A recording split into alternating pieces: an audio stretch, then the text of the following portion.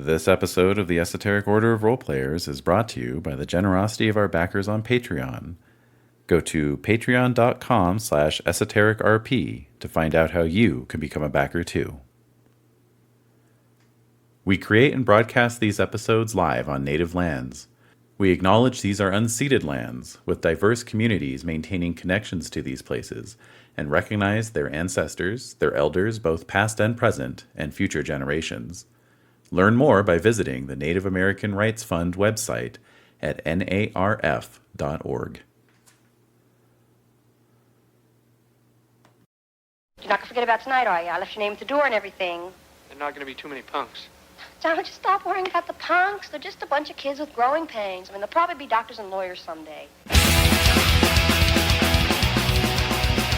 The Esoteric Order of Roleplayers, in cooperation with the Dead Gamers Society, present Diary of a Madman, a Hunter the Vigil Chronicle, with David Larkins as the storyteller.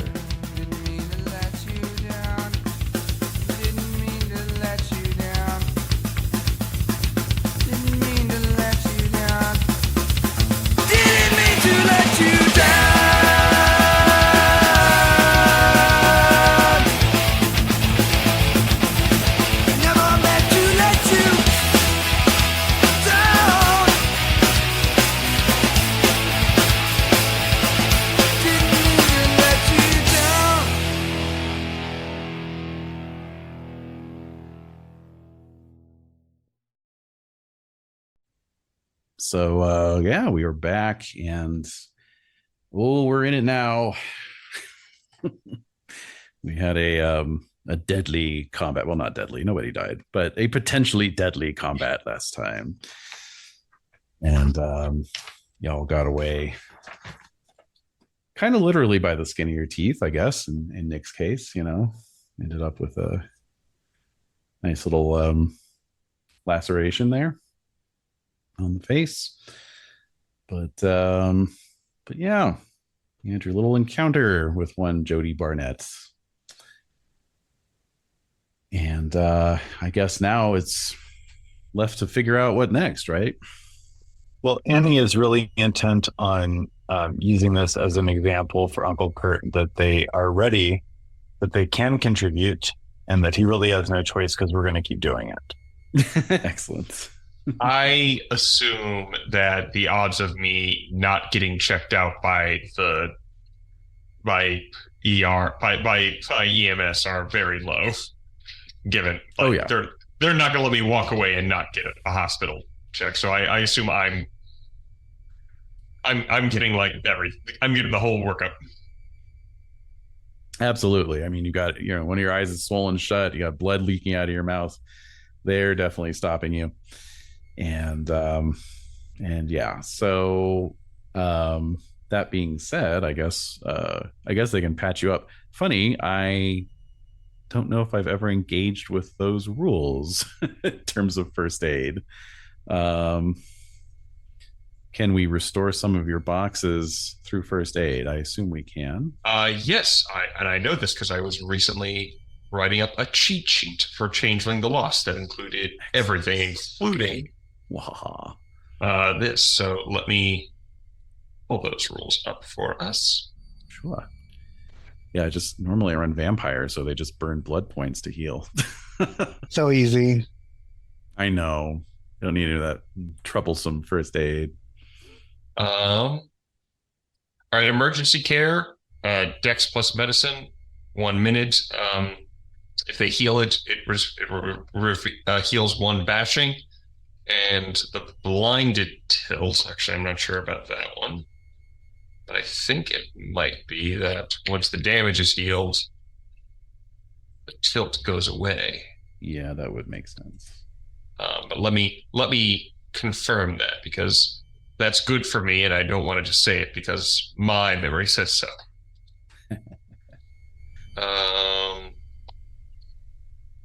Yes, that's exactly what it is. Cool. All right, looks like we got 2 successes on that roll. So I am healed. You all right? Excellent. That's exactly what they do too. Right. They just put their hand on your forehead and push you. All right. Cool. So yeah, so Nick gets patched up. Parents get called, of course.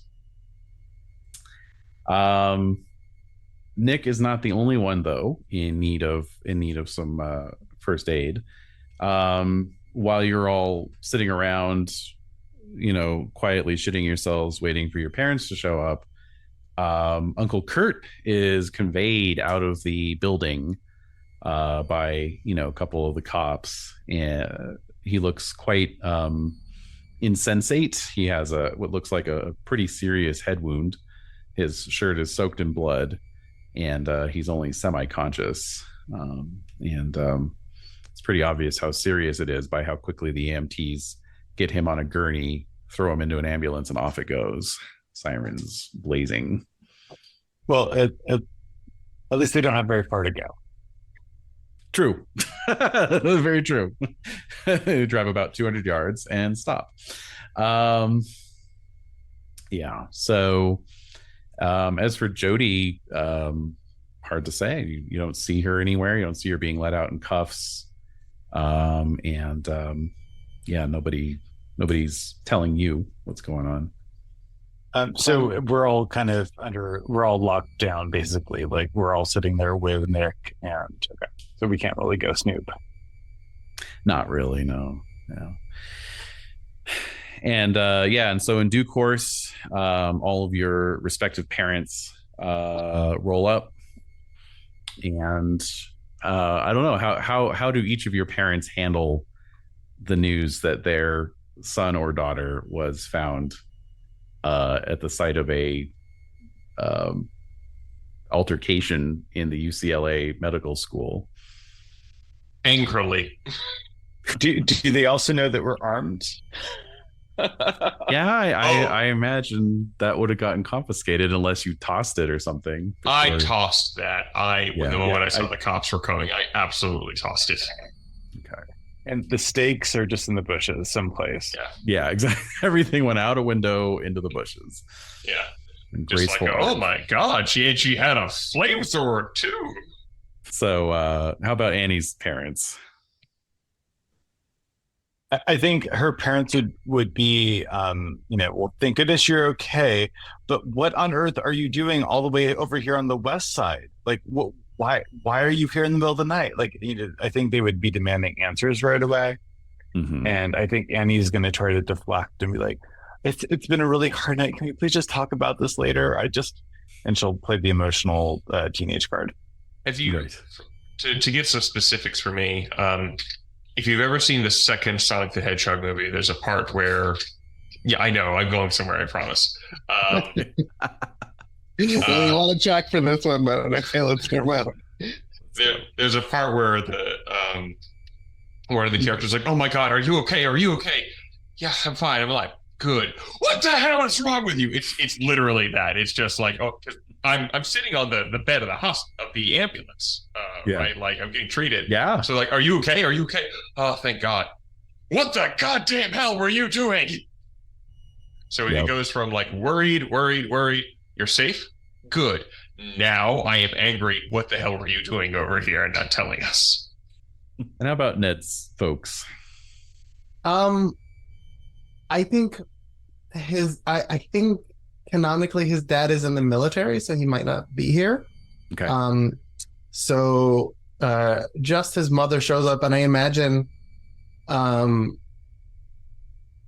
it not being really a scene at all. It's just very, steely quiet until they get home, sort of thing. So he probably doesn't even throw away his steaks. I don't think she's gonna take them from him. She's not gonna inspect him. It's a very much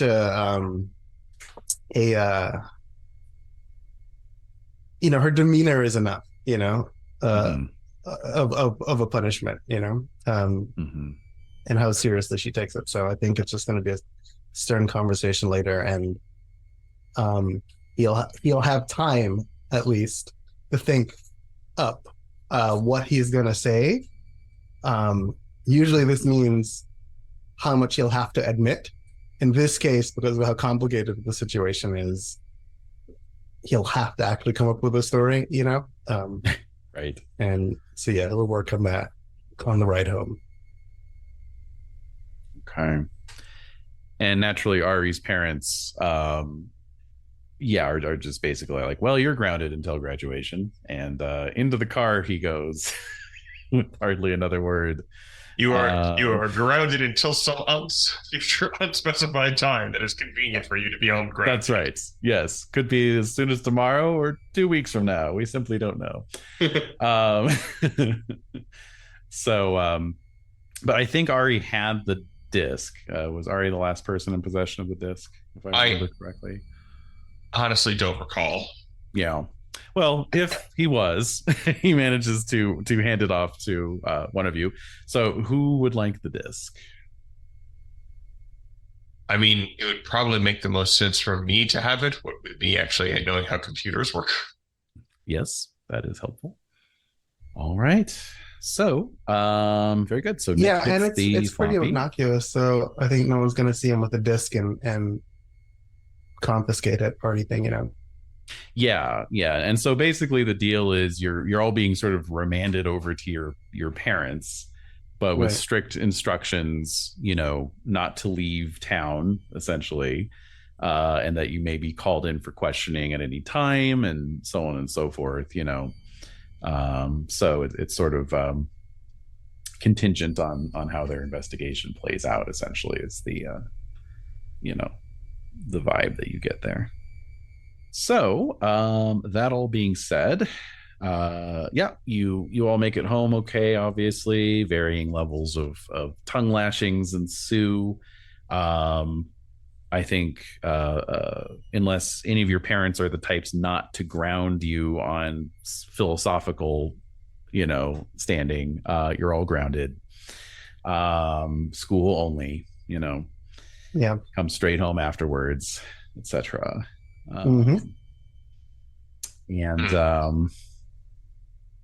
So And she doesn't want me hanging out that Nick boy anymore. trouble. That's right. After school sports only for Ned. Yes, because I'm the problem. All right. So really the next time you all have a chance to see each other is the next morning, but does Nick want to get a look at what's on that disc later that night, I guess? Oh, absolutely. The moment I have a chance to, and I'm alone in my room, I'm putting on an old anime that I've seen a bajillion times, grabbing my cat and hack it into a disc. I've created a separate partition in case the disc has a virus. I am set. Nice. All right. So you'll recall that the label was typed out on a typewriter and it says Health Solutions LLC and nothing else. Opening the disc, you find a variety of documents, Word Perfect documents and Lotus 123 spreadsheets.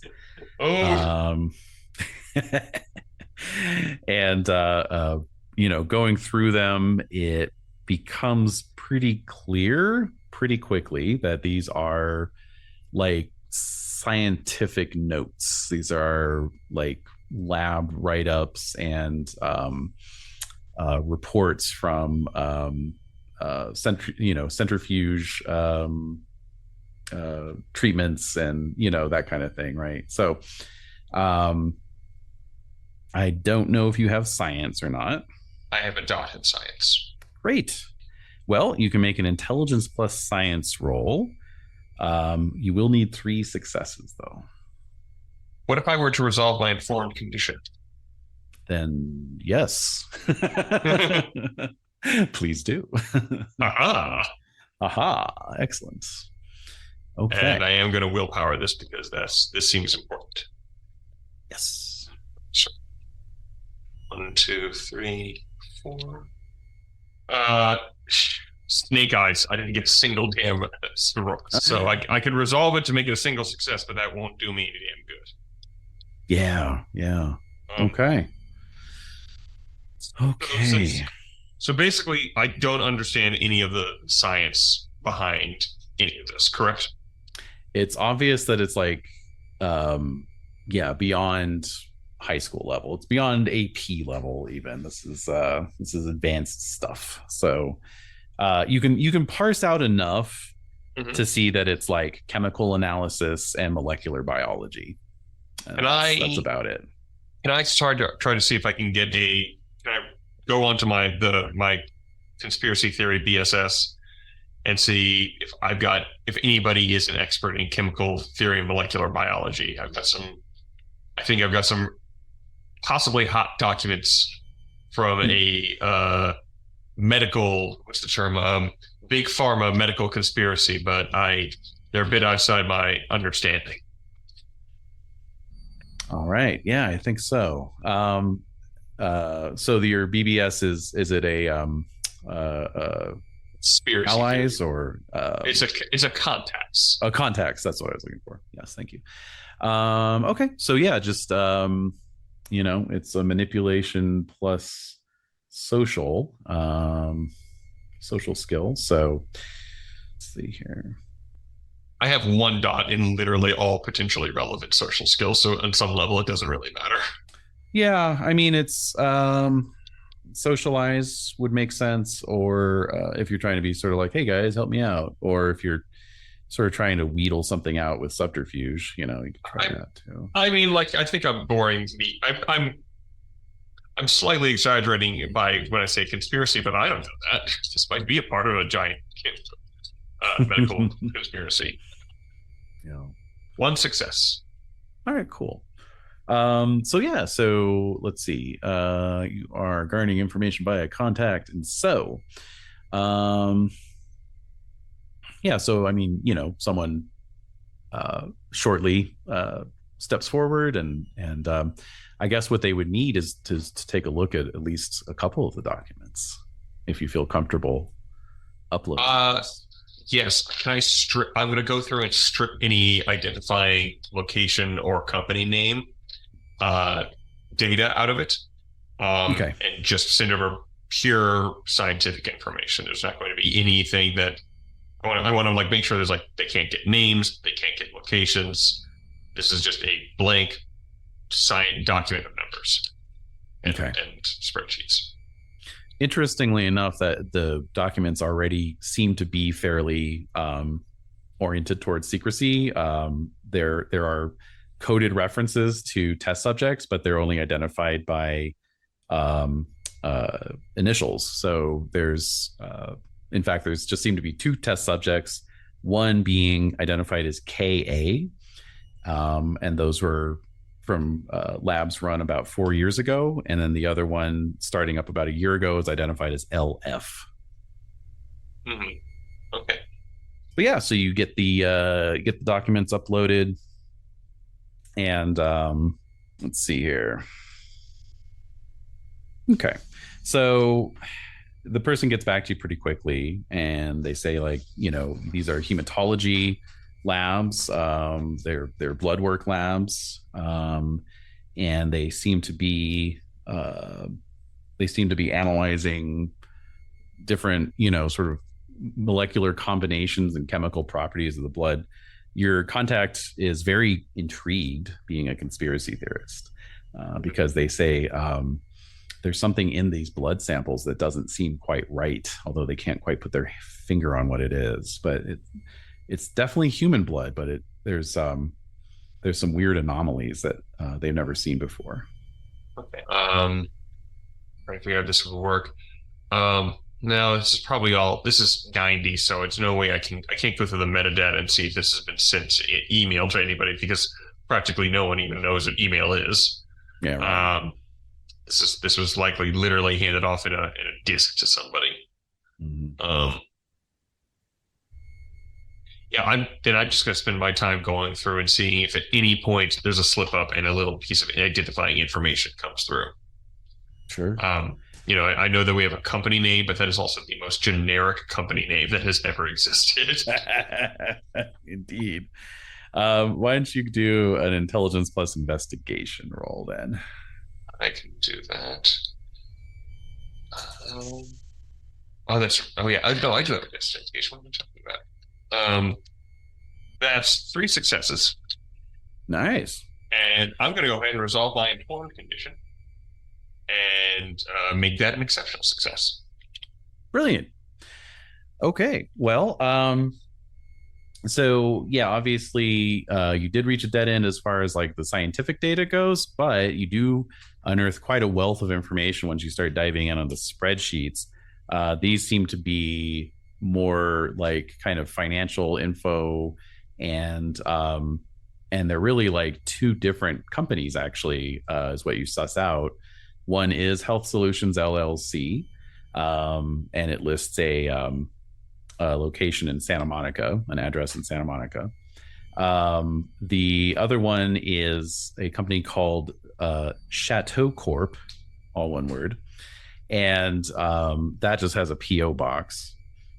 But what you're able to determine is that Chateau Corp seems to be the shell corporation, the holding company that owns the lease on Club Zombie. And furthermore, you're seeing a lot of payments coming from Chateau Corp to Jodi Barnett. Various invoices for scientific like lab equipment, like bell jars and pipettes and test tubes and lots and lots. No purpose. Yes, and lots and lots of sulfuric acid, like way more than anyone should really need for any kind of savory reason. So as well as just like cash payments. So just to make sure I'm understanding, so the Chateau Corp appears to be the holding corp for Club Zombie. Mm-hmm. And just because there was a lot of information. Yes, of course. And they're sending payments to Jodi Barnett, and both in terms of like cash payments, but also in the form of purchasing equipment for her. Is that correct? Correct. Do I have any sense of what Health Solutions LLC's relationship is to Chateau Corp from this? Do I think that this or is that not clear to me at this time? They're definitely 2 separate entities. Yes. But I'm not sure necessarily like how they connect to each other or how it connects to Jodi. Am I correct in understanding that? That's correct. In fact, Health Solutions appears to be defunct. The most recent set of like books that you can find, balance books, is from 1990, and they all appear to be transaction reports of shipments received at this address in Santa Monica, basically, from various other companies around the country, all of which have bewildering array of different names that are like just as generic as Health Solutions. Although if you had to venture a guess, since you got an exceptional success, I'd say definitely something in the medical field, something medically related. Mm-hmm. Okay. Well, I can only stay online so long before things start to get noticed because it is dial-up. That's true. So I'm going to power down for the night. I may try to use my back door into the Club Zombie system that we established earlier as a way of trying to see if I can't, common tactic is sort of like, okay, did some idiot write down a password in a Word file on their computer? Because that happens way more frequently than you would like to think. Yeah. So I may do that later, but I think I'd also, from a pacing standpoint, I also don't want to make Andrew and Aliou just sit here while I act. So right. I'm happy Cyberpunk Netrunner problem. Yeah. It's hard being the Decker and Shadowrun is all I'm going to say. Right. Exactly. So I'm happy to move forward time. I'm fine I can't speak for Andrew, but I'm fine with you, plumbing the depths of this plot hook. So long as you relay it back to us, Oh yeah, I'm telling you everything. Yeah, and at this point, I don't think that there's a lot that our characters can do tonight otherwise. We have nothing explicitly. Yeah, sorry, Andrew. Yeah, exactly. So anyway, so I'd say I would vote, let's wrap up the hacking for the night, and then we can cut to the scene when we all reunite. Which of course would be, out in the quad before the first bell rings. It's a gray, slightly damp November morning, chilly. You got your jackets on, hats, flannels, actually, no doubt. But yeah, it's this is one of your sort of stolen moments for the time being, unless you want to risk breaking curfew later. But yeah, so no doubt Nick fills you in. Yes. I relate to you everything that you already heard me relay. So, I mean, and we don't know what happened to her. I mean, I didn't see her get taken out. Was there anything in the newspaper this morning, David? What happened last night? So the big news actually is Jenna's murder, because that news has gotten out, that her remains were recovered, or not recovered rather, but discovered, I should say. It is now a murder investigation rather than a kidnapping investigation.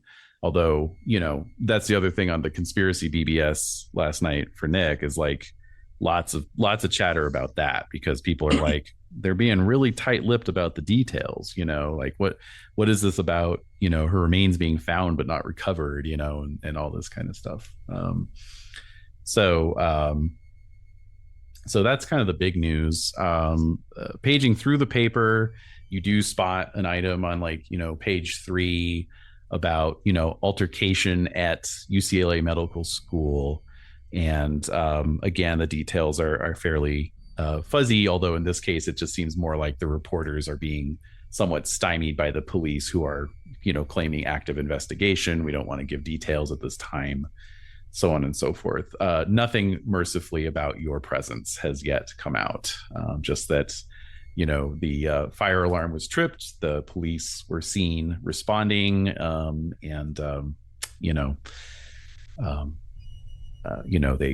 reporters talked to some college students who were, speculating about things like, oh yeah, I don't know, man. They ran in there with their guns out, and I saw this dude come out with blood all over his shirt. There's some other people there, didn't recognize them. I think they were students, though. Guys, we passed as college students. That's like for real. That's legit. Did we? Like, really? I mean, we're almost freshmen. We're not that far off. Yeah. I mean, the lady at the med center didn't really seem to buy it. Quick side note, I have a friend who I ran into on Saturday night who actually has been working at the UCLA Medical Center now for decades and does like triage. She's a social worker, and I told her about the story, and she said yeah, the front desk wouldn't have dealt with that. I'm like, there you go. Yes, the dice were correct. Yeah, right. Love it when that works out. Well, we need to find out what happened to Uncle Kurt, guys. Like, Uncle Kurt, looked like he was in bad shape, and like, what are we going to do if anything happens to him? I mean, we know what hospital he was probably taken to. We could probably call it. It's true. We can still make phone calls even if we're grounded. And my dad's not going to be home until later. I'd say we don't know.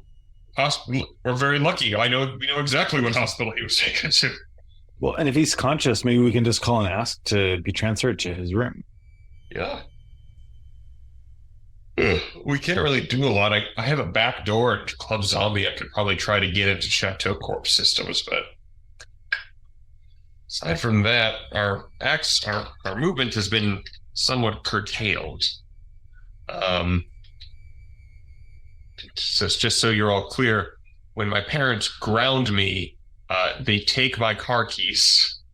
So yeah, I can't chauffeur us anywhere until I get them back. Well, wouldn't. Where do they keep them? I mean, I'm not saying you should take them. I'm just saying, where do they keep them? Very good question. I've not tried to look yet, but if I had to guess, probably the liquor cabinet that they think I don't know about. Oh. Well, you know, it might be safer. Can you get your girlfriend to pick us up? He'll pretend to look at Nick as though he doesn't know she's talking about him, and he says, yeah. I mean, I could ask Raven if that's who you mean. Yeah, maybe. I mean, we're not like, we're not together or anything. We saved her life. She can give us a ride. I feel like that's not out of the question, right?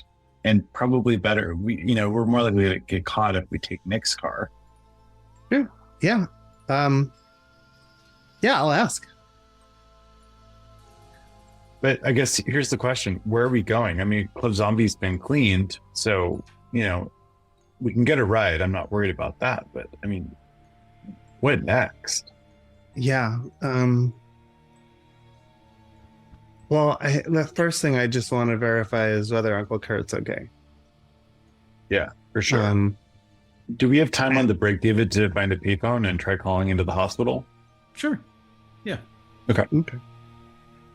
Annie, you want to make that call? Yeah. Okay. So yeah, you find a listing obviously for the medical center in the yellow pages and call them up.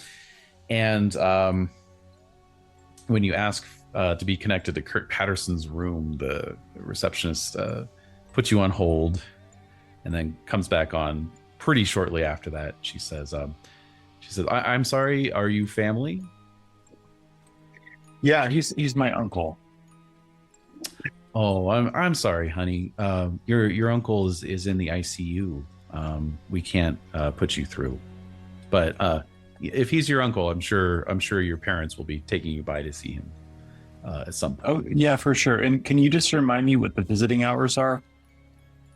Oh, sure. They're 9 to 4, Monday through Saturday. Okay, cool. and I guess I think my mom's really unhappy and upset, and she was afraid to call me. Is he even conscious yet? I don't have that information at hand, but I do see here that he was brought in for a skull fracture, so it's possible he's not. Okay. All right. Well, thank you so much for your help. It's a hard time. Of course. You take care, sweetie. All right. So here's the deal. He's in ICU now, and visiting hours are 9 to 4. And frankly, he's police. So I mean, wouldn't they set someone up outside his door anyway, visiting hours or not? Yeah, I mean, especially if he got in there because a suspect who is still at large hurt him. But Right. at least he's stable. Yeah. And if he's not awake yet, and she seemed to imply that maybe he was probably not conscious yet, then there's really not much we can do if we try to visit him anyway.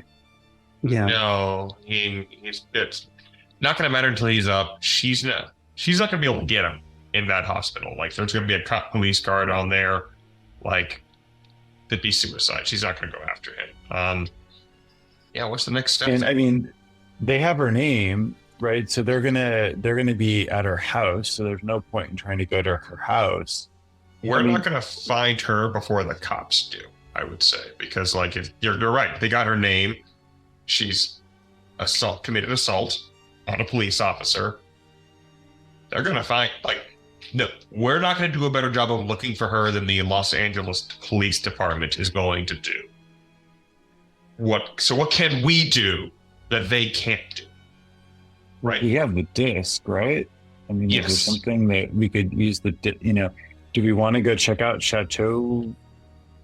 I'm going to need to do a little more digging to get us an address, unless you want to hang outside a post office box all day. But, we could also, I don't know. Health Solutions may not exist anymore, but like we have an address for it. You know, we could go down there and see. We had Jodi's number, right? I'm not sure. Was it only a location that we had For Jodi. for the rendezvous? Oh, for who am I talking about? No, yeah, Jodi. That's the right name. Yeah, in the UCLA letter, you mean? Yeah. Yeah, it was just the time and place. Okay. Then yeah, I'd say Health Solutions is our only lead, really. Yeah, we're not going to track her, trail from UCLA any better than the LAPD could. The only thing we have that they don't is this disc, which it might be worth even turning over if we've gotten everything. Well, when we've gotten everything we can get from it. I mean, problem. How do we turn it over without incriminating ourselves? We found it on the way out. Where? And we didn't turn it in. Why? We forgot about it. I don't know. Tell you what, I'm down with that. You do it. I'll mail it. I don't know. I think we need to hold on to it and give it to Uncle Kurt, because I think we all know that this is not police, not normal. shit. Yeah. This is hunter shit. And sorry, what city is whereabouts is it? I'm sorry. Where is it located? Health, or where was it located? Santa Monica. So I guess Ned is going to call his girlfriend and get us a ride to Santa Monica. Ooh, that is well, I mean, we're in Pasadena. That is a commitment question. It might be a weekend trip. Yeah. It might be good to not sneak out the very next night. That there are levels of breaking grounding, and having been in the slammer for 24 hours yet, then Let the heat die down. yes, and also we could then sneak out a little bit later too, and still be functional the next day. Yeah, I agree. I think we should lay low for the week.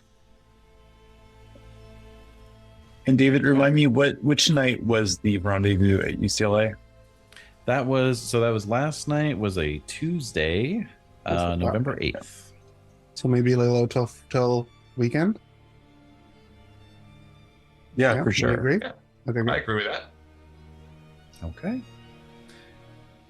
And I'm going to keep calling back in the meantime to see if Uncle Kurt is any better. Okay. I'll be checking it. All right. And I would also use that time to try and use my backdoor Club Zombie and get some more, dig up see if I can sneak my way into Chateau Corp systems. Okay.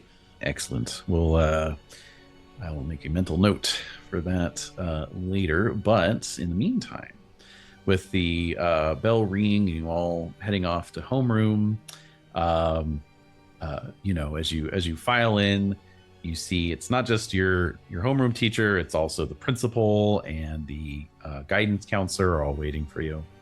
And right at the top of class, principal steps forward and he says, I'm sure you've all read at this point about the tragedy that has befallen one of our very own here. And he looks at Jenna's empty desk, and a couple of the students are sniffling and wiping tears away, and he says, and I just want you all to know that you can come to me or any of your teachers or Mr. Strand here, and we will help happily talk with you through any feelings you may be having at this time. It's totally understandable to be dealing with a lot of grief and anxiety right now, so please do not suffer in silence, and know that we are here for you all.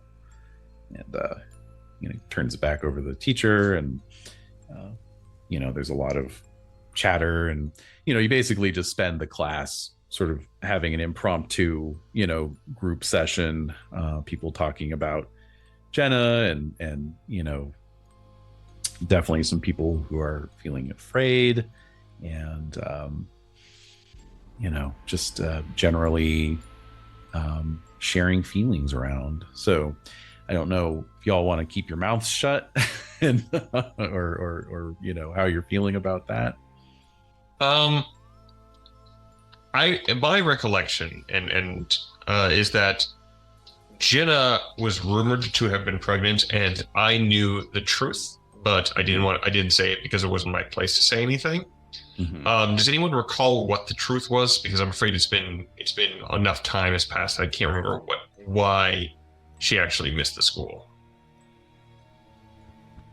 Wasn't it some sort of surgery or procedure she had? Yes, that's right. Yes. So in that case, I think while talking, I would actually wait for someone to bring up the she was pregnant. She had a kid, right? But that's not what happened. Mm-hmm. And I would actually be this is what happened. Set the record straight. Yeah, I would set the record straight. Because I think that's been weighing on me. That she died and I never set the record straight about it. Because I'm sure she got some real horrible flack for that. Yeah. And I think Ned would no, I think he'd probably avoid talking about this at all, because it's all linked to various traumas he's recently undergone. From the head in the jar to the body he had to touch yesterday to the vampire attack to the slasher attack. I think it's probably all linked, and so talking about it is proxy talking about everything else. Mm-hmm. Yeah. And he's just gonna focus on the plan. That's everything. It's the plan. What are we gonna do? How are we gonna hunt the reckoning? The vigil. I'm sorry. Wrong hunter. Well, it can be a reckoning. It will be a reckoning. But we must stand vigil to get to that reckoning. There you Exactly. go. Perfect. And I think for once, Annie would actually keep her mouth shut. I think she typically is very vocal in these situations, but I think she's similar to Ned, that she feels and not so much the trauma, but she just feels anything she would say is going to be divulging information. Right. All she wants to talk about is the fact that it's all linked, and this is messed up, and this is what happened to Ken and everyone. And it's all messed up, and so I think she's just gonna basically just sit there and just be stoic. So yeah, I mean that's turns into a bit of an intense hour, and as the bell rings, you all head off. Everyone's sort of in a very thoughtful sort of mood. So, but the rest of the school day passes otherwise, as you might expect, and with the final bell and everyone's sort of heading off, and your parents are have come by to pick you up, make sure that you get back home, or Ned, obviously you're off to practice, or Ned and Nick actually are off to Yeah, no, I'm still in soccer. Yeah, exactly right. I was like, wait a minute. So you're off to practice, but Amistista, the hippie chick, she's kind of circulating, and she's handing out these very obviously impromptu photocopied party flyers that she obviously made up on her lunch hour, and she's handing them out, just saying we really need to clear the air, and just kind of have a reset. So I'm going to be holding a good vibes only party at my house this Saturday. So everyone's invited, and it's got her address on it. And, so she's just kind of circulating and handing those out. This is a proto YOLO thing. Good vibes only.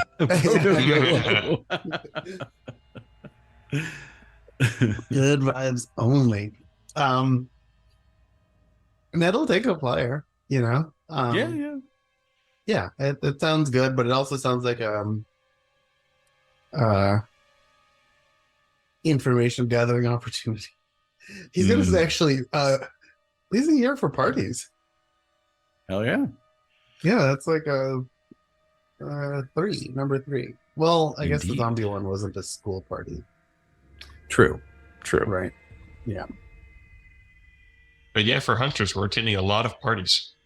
I'd like to suggest that when she's handing out the flyers, she looks over at Annie, and Annie is like really intense. There are no good vibes on her face. And maybe she skips Annie. So maybe Annie will hear about it later from her friends. But Yes. And I'll tell Amethyst this is a really good idea. This is exactly what the school needs, Thank you, Ned. I thought so there are too. no football games coming up soon, so this is like, the next best thing. Exactly. Just need to chill, especially after that Halloween party. That was like so weird.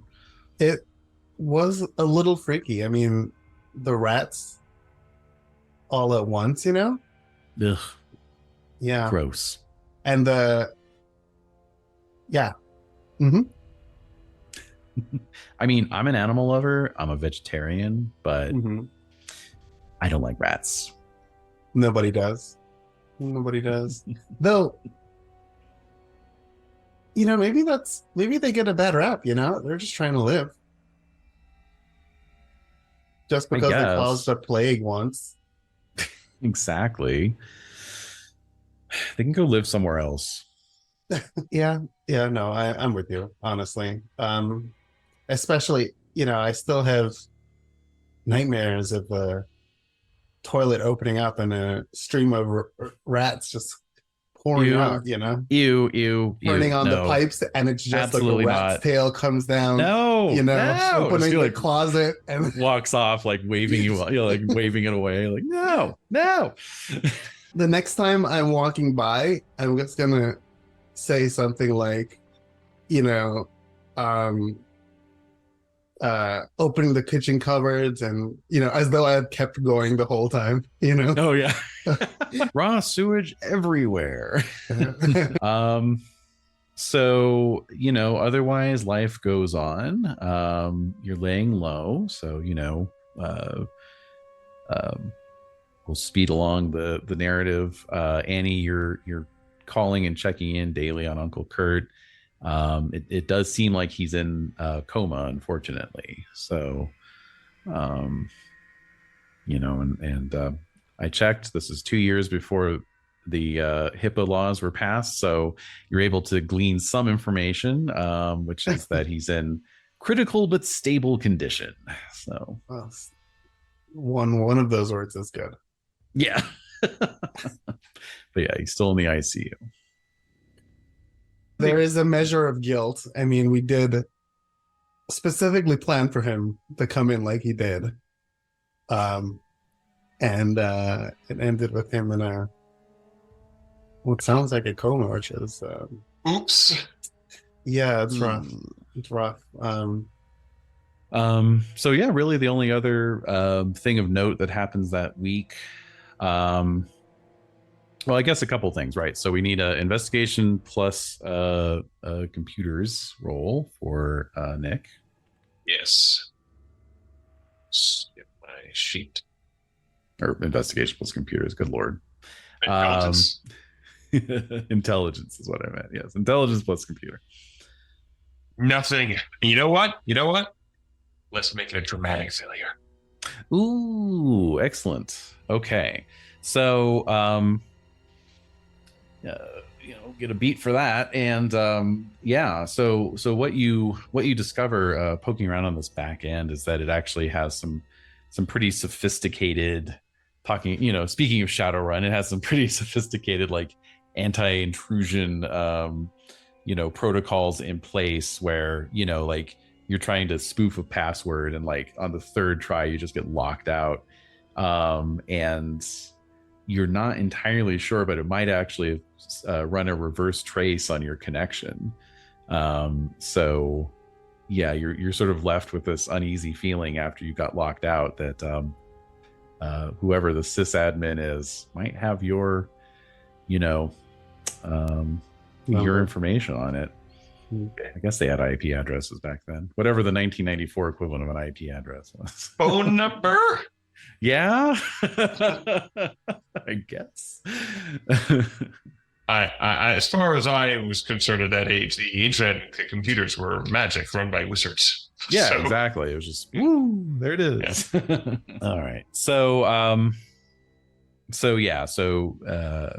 the one thing you can, of course, glean is that there's definitely some people who do not want folks snooping around in those servers.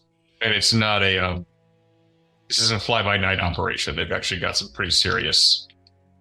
They've got some pretty serious security that they're trying to keep secret. Way more than you would assume for a defunct nightclub in Hollywood, Yeah, something's up. Yeah. So even I failed, but I learned something. Did exactly. So, other than that, there's still rampant speculation. Now, Annie has her own group that she hangs out online, right? It's you're sort of occult groups and whatnot. Yeah, it's an occult group. It's my mentor Merritt. Your mentor Merritt, that's right. Okay. So for you, Annie, they're talking about Jenna's death over there as well in those chat rooms. And however, they're coming at it obviously from more of a occult side, theorizing that there might be something ritualistic behind it. Somehow the news has leaked that the remains that were found and then disappeared again was Jenna's head. Somehow that's gotten out. And so of course they're speculating there's some kind of ritual, it's some kind of head magic or something,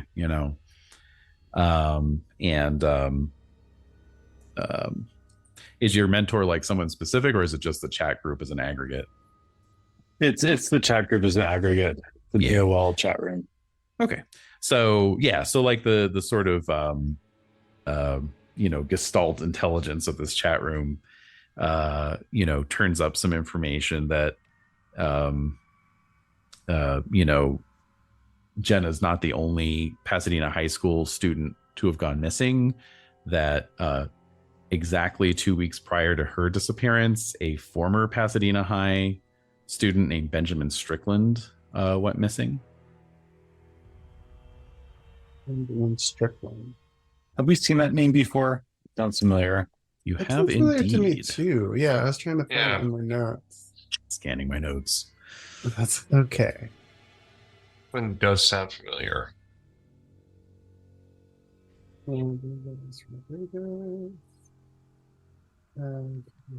Aaron Evans is there. My character make a memory check for that information. Yeah, sure. I'd love to do the same. So intelligence plus composure. Mm-hmm. 3 successes. Excellent. So where do I recall the name from?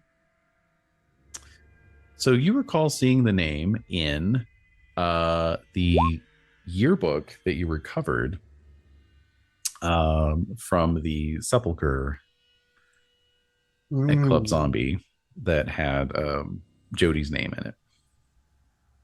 And Is this one of the 2 friends? It was one of her 2 friends. Indeed. Ah. And what was the other name? Patricia Park. Patricia Park. Okay. Once I hear this, I'm going to make a note that when I'm able to, using school resources or limited online resources, I want to look around and see if Patricia Park is also murdered. Okay. So, I mean, obviously, a check of the white pages turns up a couple of Patricia Parks in Pasadena. I don't know if you want to cold call those or not. If there's no other options, I'll do that. That's something I could do from home while grounded. So, so the first number you call, you get a Patricia Parks who clearly sounds, kind of like older, definitely not someone in their 20s, and more or less is confused as to why you might be calling. The other number goes to an answering machine, but the voice on that machine definitely sounds like somebody younger and kind of sassy, and but then instead of a beep, it just clicks off, which would indicate that the tape on the answering machine is probably full. Okay. Well, I'll keep the number to try again another time. I think what I'm trying to, or what Annie's starting to wonder, is if there is some sort of pattern here. It's not just random victims, but there's some connection with all of them. Who has the yearbook? Is it with Ari right now? Well, yeah, I know Ari had it for a while. Okay. But yeah, so I'm going to try to call Ari and get him on the phone and be like, "Hey, Ari, hey, are there any Gordons from the year that in the yearbook? Like, I wanted to try to figure out like if Jenna is like someone's younger sister or something." So yeah, so a quick check does indeed reveal that there was a Daniel Gordon in the same class year. Yeah. Okay. And then I'll ask Ari, "Hey, Ari, is Daniel Gordon like connected with Patricia or Benjamin or Jodi at all?" Few minutes of page flipping turns up no apparent connection, at least so insofar as the yearbook might reveal. Actually, there is one bit right at the end. He did sign the yearbook, but it's like the most generic signature. It's just like "have a cool summer." Oh, the yearbook days. All right. Well, I'll pass that information on the next time we're all together. When I figure all this out, is it already Saturday at that point, or is it earlier in the week? Yeah, it's earlier in the week. Because you don't really have a lot to do otherwise, so you got nothing but time. Certainly not paying attention in class. Certainly not.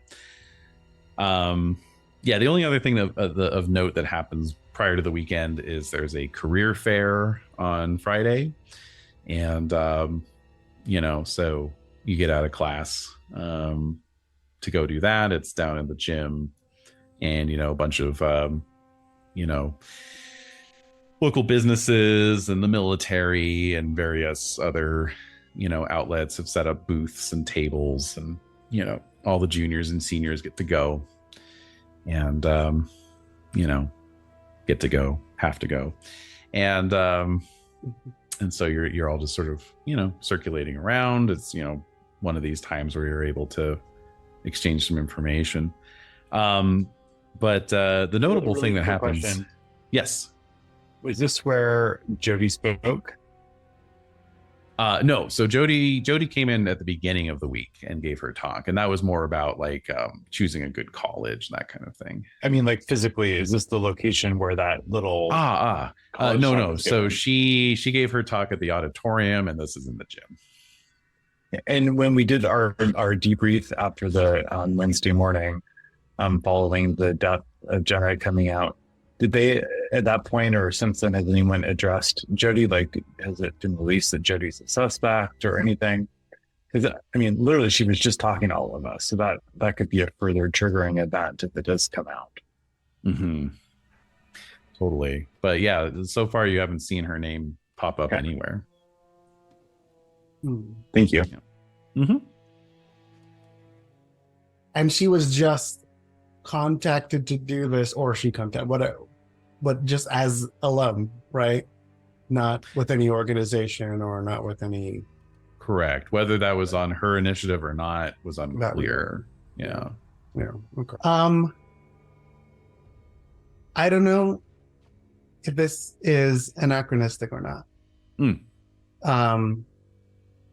So during the week, obviously I talk to Raven pretty much every night on the phone.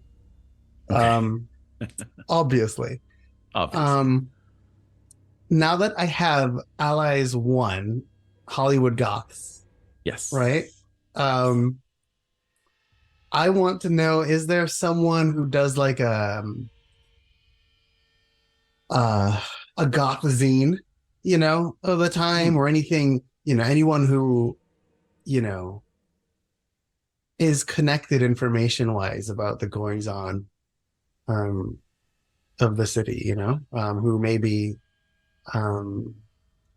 I know there was a goth zine called In Memoriam at the time, because I know Lauren has a copy, my wife has a copy. Nice. That was based in LA, but I think it was mostly fashion. I don't know if it was fashion of deceased people. That would be pretty morbid, but I don't know. Well, it's got the zine. So. It is, yeah. I don't know. But I'm just wondering if she can put me into contact with anyone who might have info on absolutely some of the weirder goings on on of the city. I don't think we even need to roll for that. I mean, yeah. So she knows one of the folks who runs the Carpe Noctem zine. Oh, nice. Mm-hmm. Carpe Noctem is our president's favorite sign-off whenever he sends us emails. Oh, he does. Yeah, that's what I was like, really nice. on brand. Yeah. Awesome. So I mean, I don't even have to have a direct conversation with them. I would just have a couple questions that hopefully they could, tell me anything they know. And that is strange disappearances,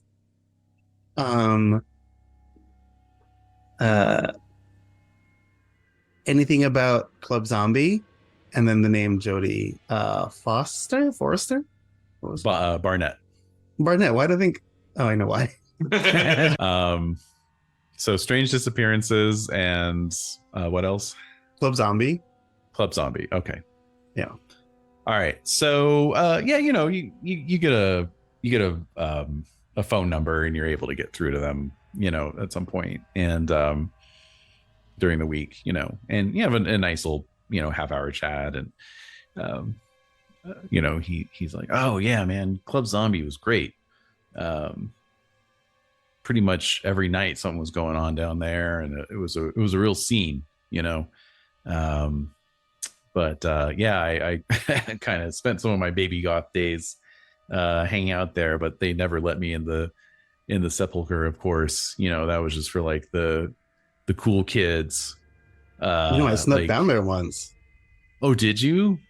Yeah. Oh, that's wild. Yeah. No, I always wanted to get in there, but like, I don't know. Did you know anyone who did get down there? Yeah, like I mean, it was kind of, it was who right? So yeah, like, yeah, I mean, there were some kids. Raven told me you're from Pasadena. Yeah. So yeah, there were some like Pasadena kids. The hell were their names? Patricia, she was pretty cute. Jodi, I think, and I forget the guy's name, but yeah, they were hanging out with this dude. He like used to be a soap opera actor. Like he used to be in like daytime soaps and after school specials and stuff. Guy named Aaron Evans. But Aaron Evans, right? Okay, cool. But yeah, they were always hanging out with him down at Club Zombie. This is like a few years ago, I guess. Gotcha. Cool. You've seen any of them recently? Heard anything about any of them recently? Kind of faded off the radar. Yeah, the club went out of business, and then it opened up again, and then it went out of business again, closed down again. Yeah, I mean, it's LA, nothing lasts. All right, I appreciate the talk. Well, Raven told me everything that happened, in terms of helping her out, and we just, we all love Raven. We're really grateful to you for helping out and, getting her to the hospital in time. I mean, I think that's the last time she's going to mess around with any weird pills that someone just hands her at a club. Yeah. I hope so. Yeah, no, I mean, I did what anyone would do. I'm not like some kind of hero or anything. It's just I think anyone would do what I did, but I'm really glad because I'm glad I was there. Yeah. Well, we owe you big time. So, if you ever need anything, just let us know. All right, man. Thank you. I appreciate it. Of course. All right. Is it cheesy to sign off Carpe Noctem? He does it. He says Carpe Noctem. And a Carpe Noctem to you as well. Right. I didn't ask about Ben Strickland. I'm pretty sure the third person is Ben Strickland. I didn't even feel it. I don't think maybe even first. Right. Yeah. It's like whoever that other guy was. Yeah. Whoever that other guy is. Yeah. Okay. I will relay that to the group the next time I see him. Okay. So yeah, you're walking the career fair, getting them caught up on this when this woman just walks right up to you all. She's wearing kind of like a very sort of high end, like an Armani, women's business suit, right? And she's got a sort of a bob and sunglasses tucked in the pocket of her blazer, and a little clipboard, and she says, she looks right at Nick. She goes, "I'm sorry, are you Nicholas Graves?" I don't know. Who are you? Typically, where I'm from, we introduce ourselves before we ask questions like that. So much snark. Throwing some attitude. I'm 17. And I'm feeling annoyed that I got kicked, that I got done over by a cis admin. Still smarting on that. So she gives you a little, sort of half smile, and she's got her clipboard, and she pulls a card off the clip and hands it over to you, and she says, "My name is Melanie Sweetwater. I am with the Cheiron Group. Just wanted to give you some of our literature. We've been going through student records with your guidance counselor. We're always interested in recruiting the best and brightest, and we're very impressed by your academic record." And she hands out a brochure as well. Right, so player is going to internally just say, "Ah." I know exactly who this is. In character, me though, however, doesn't know this person. So I'm gonna go, "Okay, cool. I'll look at you." And then I assume we all have like tote bags that we're putting various brochures into. Yeah. So yeah, a quick glance at the brochure indicates it's some kind of like humanitarian, like sort of a Doctors Without Borders sort of thing, like they provide, medical assistance and prosthetics and other things for people around the world and war zones and developing nations and so forth. So, and yeah, your eye alights upon their their logo, which is, you know, a bearded horned man over a caduceus. Great. Awesome. What's Love it. this Umbrella Corporation? I don't know. They make me a pretty good offer. Umbrella Corporation. Yeah. Oh Lord. Can you promise me I'll die in an equally horrible way from science gone amok? Only if you're lucky. As long as I get time to write out a weird diary entry that I leave near my body for a cop to later find. But yeah, so other than that, prior to the weekend, what do we all want to do, if anything? Or shall we move on to Saturday? So Annie will share what she learned about working with Ari about the books or the Benjamin and everyone else. And I don't know, that would prompt Ned to share what he found out from the Goths. Mm-hmm. I assume so. Yes, of course.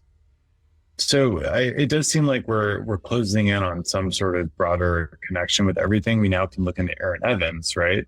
Mm-hmm. Well, I mean, we saw he was, if I'm remembering correctly, the young man who was killed on air, right? Was that not Aaron Evans? That's what I thought.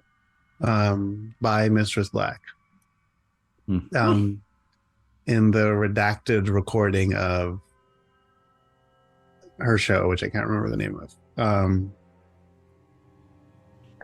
Mistress Black's a happy hour.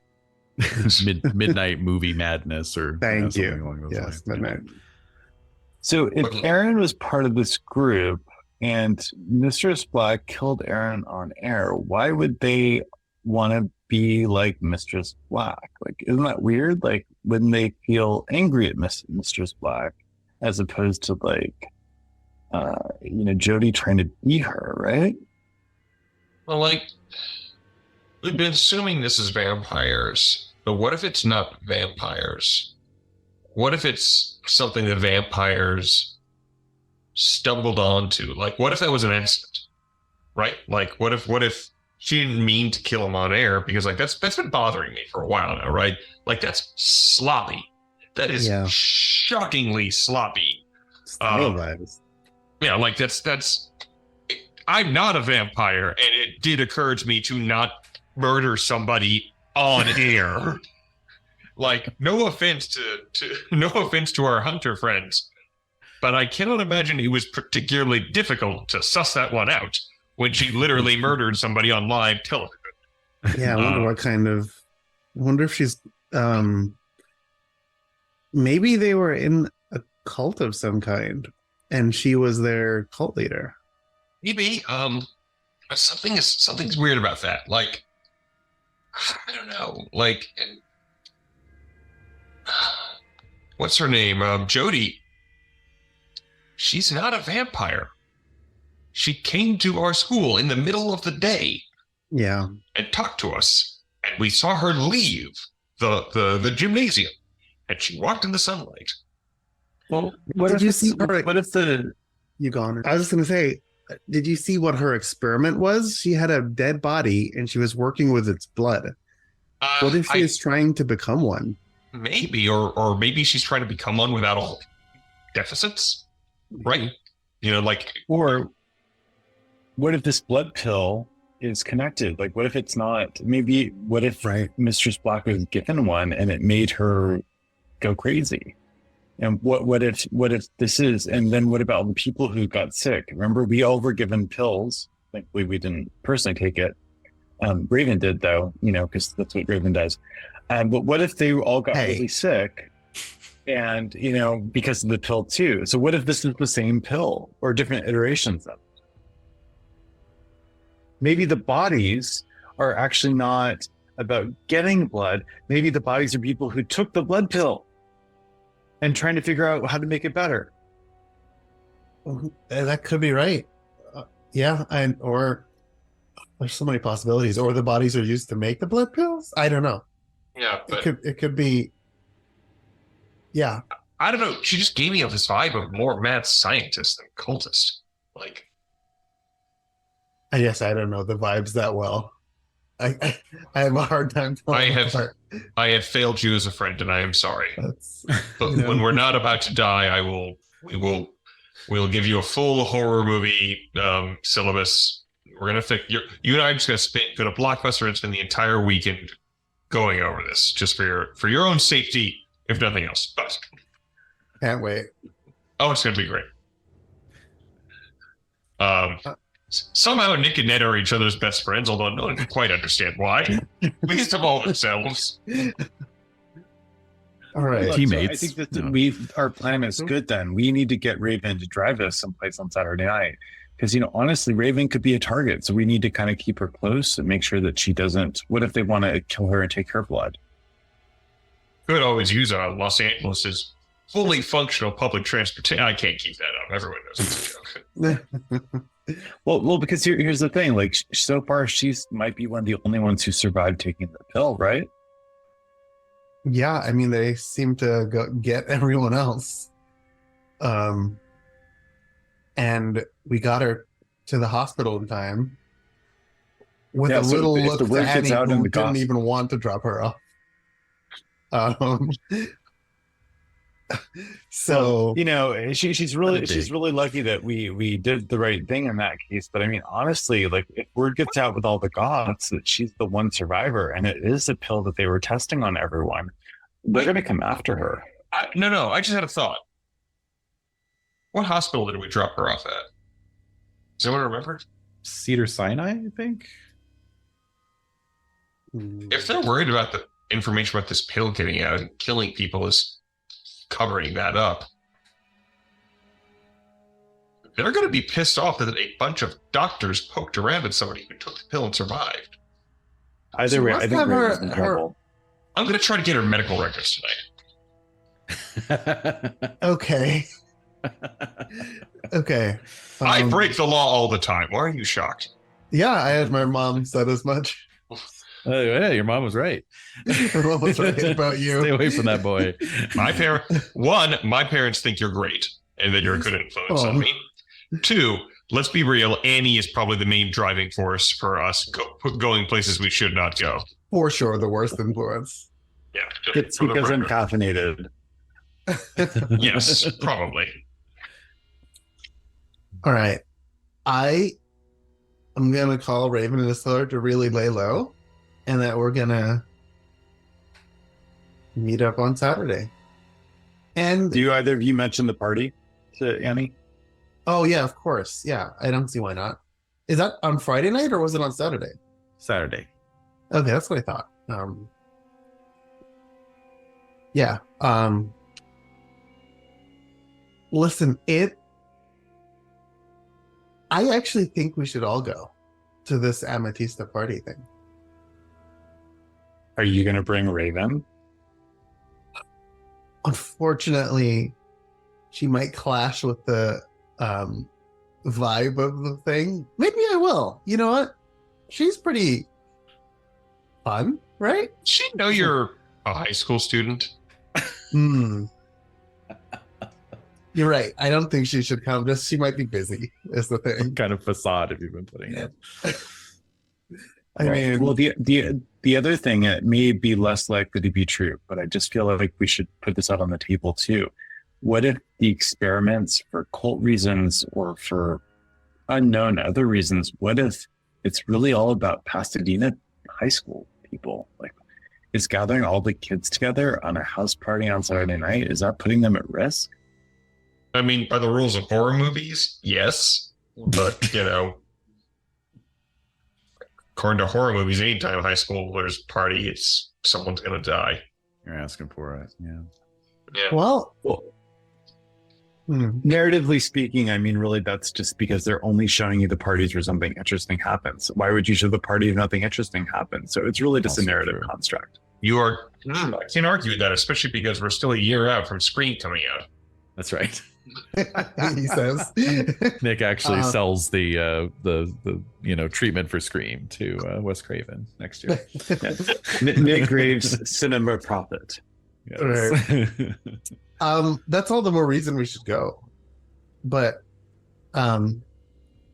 if I know anything about hunting monsters in your spare time, it's that you have to maintain a good mental health perspective. All right? So we're all going to go to this good vibes party and we're going to soak in some good vibes. And then we're going to go track down this thing. I've got the best mental health of anyone here. I don't know what your all's problem is. Just get a You cat. are hanging by a thread, my friend. I'll go to the party, but I'm not absorbing any good vibes. You know will there what? be That's fine. pizza? Yes. Definitely. Then I will go. The other thing I've learned about hunting monsters in your spare time is never, ever give up a chance to get some food in you. And Annie, I'll absorb enough good vibes for you and I'll dole it out as necessary to you through the week. All right? Fine. Thank you so much. All right. But you did want to use Raven's chauffeur service before Yes. the party, correct? Yes. And before that, I'm going to try to hack into the hospital to get Raven's medical records. Oh, Right. certainly. The Certainly. simple task of hacking into the hospital. She probably has some release, like some summary of her Sure. situation, right? Her release notes or whatever. Yeah, Release- whatever. yeah. So I'll have to take a look at those as well. If that's won't be the same as the medical records, but Okay. Well, let's get that hacking out of the way. So yeah, intelligence plus computer, and yeah, I mean it's gonna be behind a firewall, so we'll need 2 successes to get in. Successes. Great. All right. So you're able to pull up her medical records and scanning them, you see that they did a full battery of blood work, and most of it came out looking pretty normal. She did have her stomach pumped. They analyzed the contents of that, and that was where things kind of took a turn, because they found some strange what they identified as human blood in her stomach, but with some unknown elements, like chemical structures in the blood. They're just marked as like unknown. Yeah,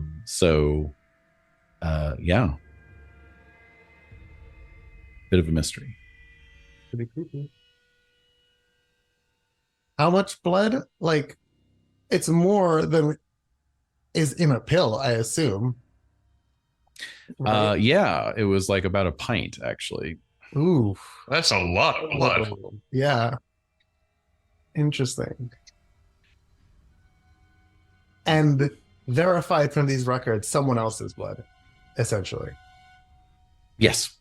Yeah. Okay. Interesting. Very That is interesting. very weird. Yeah. And then they were gonna feed on them. It seemed like the plan. Interesting. Okay. Wonder if it's just like a seasoning or something, Interesting. Okay. And I assume there's less information than that on her release papers. It's just like stomach pumped and Yeah, you had your stomach pumped. You may Right. experience some throat irritation and coughing for the next 2 days, that kind of thing. right. You owe us $1 billion. Yes, exactly. It was in the 90s. It was only $1 billion back then. Oh, That's that's right. true. That's true. So, you want her to drive you down to Santa Monica? Was that the plan, or? Yeah, and we'll get some ice cream, but then after that, I'm gonna have to inspect this. It's like a scavenger hunt, kind of. It's just where.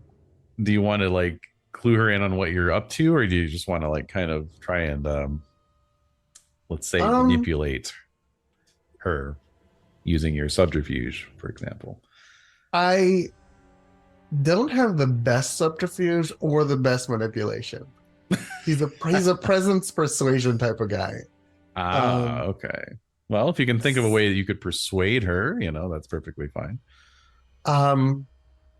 I think. Okay.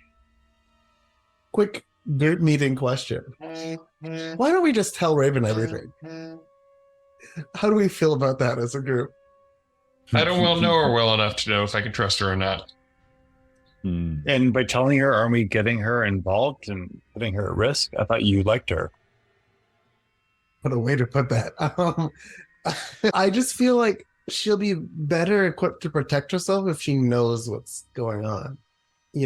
Like if I tell her, hey, lay low for unspecified reasons, I don't know that she'll take it as seriously as you're in trouble because a group of possible vampire cultists might want to return to claim you. You know what I mean? It's vampire mad scientists, not cultists. We already You're figured right. that out. I'm sorry. I didn't mean to offend Jodi, who is not here at the moment. Didn't know her advocate was here. Ooh. But I don't know. It feels like it's going to be hard to protect her without giving her something. Well, the original options you put on the table, Net, were not tell her something. They were bring her in and tell her everything, or tell her nothing. All right. So what's the middle option? Well, I think we could tell her that we're looking into it. Frankly, she's going to drive us to Health Solutions. She's probably going to need to know why anyway. Yeah. But I don't think we tell her about everything else. Okay. So we'll just maybe we tell her that we're finding out about the pill, and that we think that the pills that were given out are part of some weird kind of experimental drug, and we want to go investigate that. And by the way, she should probably lay low in case they're trying to come back and find out what happened to her, and she's the only survivor. But I think we leave out all the talk about the hunters and vampires and specifically and such. Yeah, you're right. That's believable. All right. Glad I ran it by you guys first. Nick, are you good with that? Yeah, I think that makes sense. All right. Let's get a presence plus persuasion roll then and see how well that goes down. All right. Do I get a bonus? Any sort of bonuses? Circumstance bonuses? Yeah, add your dot and ally. Yeah. Perfect. Yeah. Okay. Presence, persuasion. Ultimately moving kind of slowly for me. And +1. That's 4 successes. All right. Yeah, all of that makes total sense. And in fact, she says, I know what happened to me was really, really weird, and I've been kind of living on edge ever since, wondering what else was going to happen. Like, I feel like it's not over yet. So, yeah, that's reassuring actually to know that. It's not just me who's feeling paranoid. No, it's not just you. And, I don't think it's okay what happened, And I promise you, we're going to find out who's responsible. Wow. I guess I'm just really lucky I met you, Ned. No, I'm lucky I met you. Camera pans. Annie and Nick are on sitting on a couch behind them, just oh my goodness. Just in the back seat. Yeah, exactly. Annie opens her window and is like, boy, it's stuffy in here. Even though doing 70 on the freeway at the moment. All right. When you drive down to Santa Monica, you locate this address. It's it's in a sort of a commercial district of the city. And it's pretty obvious as soon as you turn onto the street that it's like mostly just like warehouses and generic office buildings, small little offices for rent. And then you spot the address, and it's a storage lot, storage units. Not what I expected. All right. Public storage unit, right? Mhm. Yeah. Cool. All right. Is it like all locked up and closed for the night? Well, you're going down during the day, right? Because you wanted to hit the party before later. the party. Mhm. Yeah. So yeah, you're able to get on the property. Okay. How do they're wholly unattended? It's just a bunch of storage units with locks, I assume. Is that right? Mm-hmm. Mm-hmm. Okay.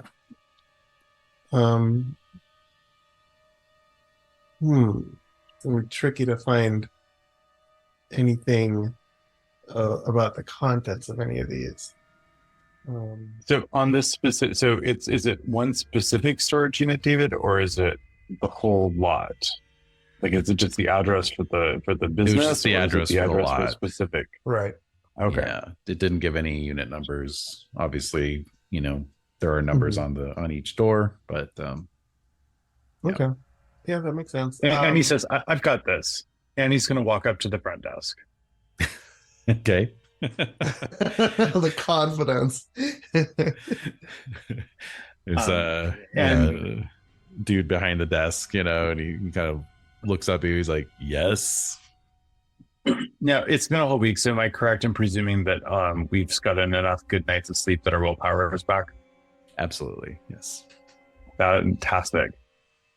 I'm going to say, hey, so I need your help with something. My dad, he had some mail sent here, but just to the general address. So, like, where does that end up? Right here at the desk. Your dad had mail sent here. Yeah, I mean, he didn't. I don't know. I mean, honestly, I think he's been drinking again. It was all a little confusing, but yeah, he said he sent in some medical bill or something, health solutions. Yeah. So he he reaches under the desk and opens a file drawer and pulls out this like accordion file, and there's like about you would estimate several dozen envelopes inside this accordion file. And he says, all their fucking mail comes here. Wow, What's your that's dad's weird. name? So why would I'll they find give it. out an address for the lot? Are you Like, asking why him? wouldn't Or, they use? or are you just I'm wondering? asking him. Oh, Like, okay. gosh, that's so weird. Why on earth would they do that? I don't know. It's in a database somewhere, I guess. Yeah, they rent out like half the units on this lot, so I can't complain. Checks arrive every month. Oh, well, that makes sense. The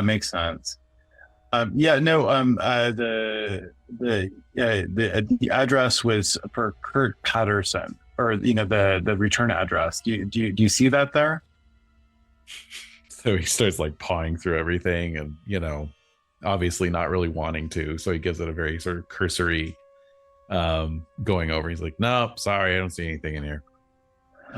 The mail takes so long now, right? Like, I mean, I guess it just still must be on its way. Well, thanks for checking. That's really cool of you. You're a cool guy. Could she make out any names as he cycled through them? Yeah, It does genuinely look like it's like maybe the address got sold to some like medical mailing list or something. So it's mostly like catalogs and junk mail essentially. Oh, and hey, what time do you close and what time do you open? Like, in case the mail comes later, like. We're open 7 days a week. We open at 8 a.m., close at 7. All right, cool. Well, hey, thanks again. Sorry to bug you. I need to really do something about my dad. So with that, Ned will be ready to quietly head out clapping unless- as she returns. All right. So here's the deal. They rent out half of the units on the lot, and they just have their mail sent here just to the general lot. But they're around, and if we wanted to get into that mail, they close at 7 p.m. and they don't open again until the next morning. And maybe we could well, no, we probably can't get into any of the lots, but some of that mail would be interesting. I would love to read that mail. My God, this is what my life has become. Well, I Are any of the maybe there's units a way to get refrigerated? Doesn't appear so, no. I just had a crazy idea, guys. Now, bear with me, but maybe we don't have to wait and break in at night. If we can get him to leave, then maybe someone can go in. And I have an idea. What if suddenly Raven here was on the other end of the lot and she started screaming, help, fire, or something like that. And then he runs out to help her. I can't do it because he knows who I am now. It's so strange because just a half hour you're like, oh, don't get her involved. Oh, oh, what if you get her in trouble? If you really loved her, and here you're trying to get her to be an accomplice. While they're arguing, I just walk off to the other side as far away as I can and start screaming, oh my God, I literally am just too bored with their big scream. I'm gonna run. I'm just gonna go with it. I'm gonna run up to the door and be like, "Hey, man, something's happening on the other side of the lot. Quick, come!" All right. Yeah, I don't think you need to roll for that because, if someone's telling him his storage unit's on fire, he's gonna go and see what's up. So I was gonna say, I'm just yelling fire. I don't know how I could do that in a more subterfuge way than normal. Yeah, exactly. Right. All right. So yeah, he's like, oh God damn it, and he jumps up and goes hustling out. And then I vanish. So I'm not going to be there when he gets there because then I might have to explain myself, and I don't want to do that. Yeah. And Annie will immediately rush in and be like, "Watch him! Let me know when he's coming back." And she's gonna rush in and try to grab the letters. Right. Okay. Cool. I'll watch the entrance. All right. Give me a dexterity plus larceny roll. Now, Right. can I assist with that via my teamwork, my once per chapter teamwork bonus? Sure. ability?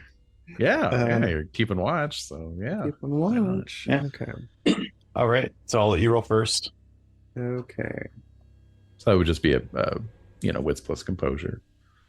Happily easy. With a +1 for all actors. Mm-hmm. Just the one. Sorry to say. So that's a +2 then All right. total. Right. Okay, and then +3 more from willpower, so that's a total +5. I've got 0 in larceny, so this is really just my dex -1. Nice. All right. 2 successes. Okay. So you run behind the desk. There you take, there's a moment where you see there's like 5 different file cabinet drawers, but you remember, okay, it was this one on the right. I think this is it. Yep, he didn't lock it. Good. Yank it open. You see the accordion file, you grab it, tuck it under your arm, and you're out of there in, less than a minute, basically. Fabulous. I'm not gonna like run away because I don't want him to think that I was doing it to lure him out. So I'm going to stash it, I guess, underneath my shirt or something, or hand it to Ned and have him run off with it. I'll be like, "Is everything okay? Is it a fire? Do you want me to call the fire department?" So he comes wheezing back. He's like, nah, just somebody goofing around, I guess. I don't see any smoke. Jesus, people need to get a life. And he just goes like, All right, well, storming back. Yeah, into well, the office. thanks again. I'll come back in a couple of days and follow up with you on that letter, and take it easy. Right. All right. So you got away clean. Meet up with Nick on We're the other getting side so of good the at this, you guys. property. I know. All kinds of filching. Okay. So yeah, you definitely have time to sort through the mail on the ride back from Santa Monica. Cool. And as I mentioned, it's mostly junk mail.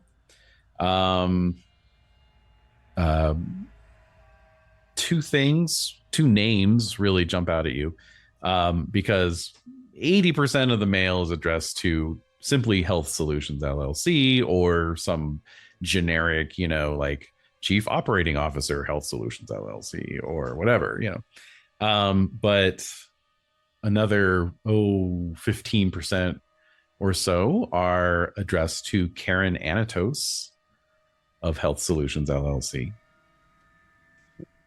And the remainder are addressed to a new name, a Louis Fortier. Aaron Anatos and Louis Fortier. Mm-hmm.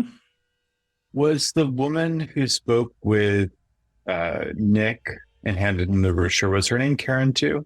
It was Melanie Sweetwater. Melanie Sweetwater. That's right. Yeah, she's a canon character actually. Let's open those. Yeah. This is technically the biggest crime we've committed so far. The biggest crime you've committed so far. I'm on the hook for just a shit ton of wire fraud. Yeah, but you're still juveniles. You'll be fine. Yeah. I've seen the movie Hackers. I know how this ends for me. Hack the planet.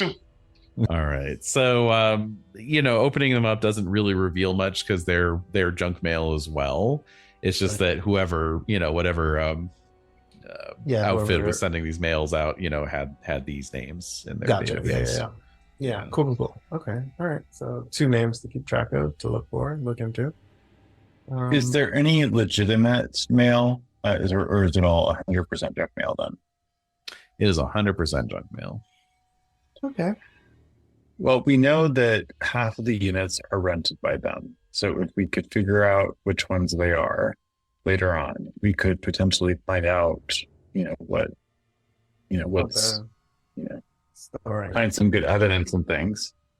Of course, to do that, we'd have to come back at night and, what's the likelihood that we're going to run into them? I've been increasingly cautious about operating at night in general. Well, maybe if you fill up on good vibes, you'll feel better about it. That's literally what good vibes do. Okay. So yes, I will actually.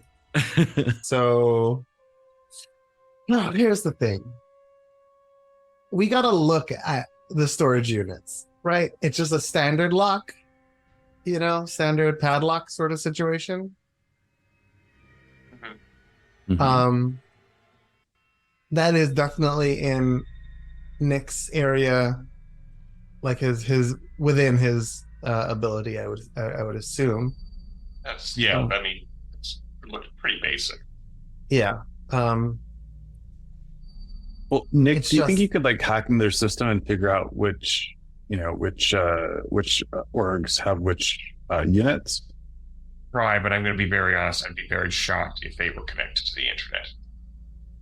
Yeah, it's probably just a drawer of names or something.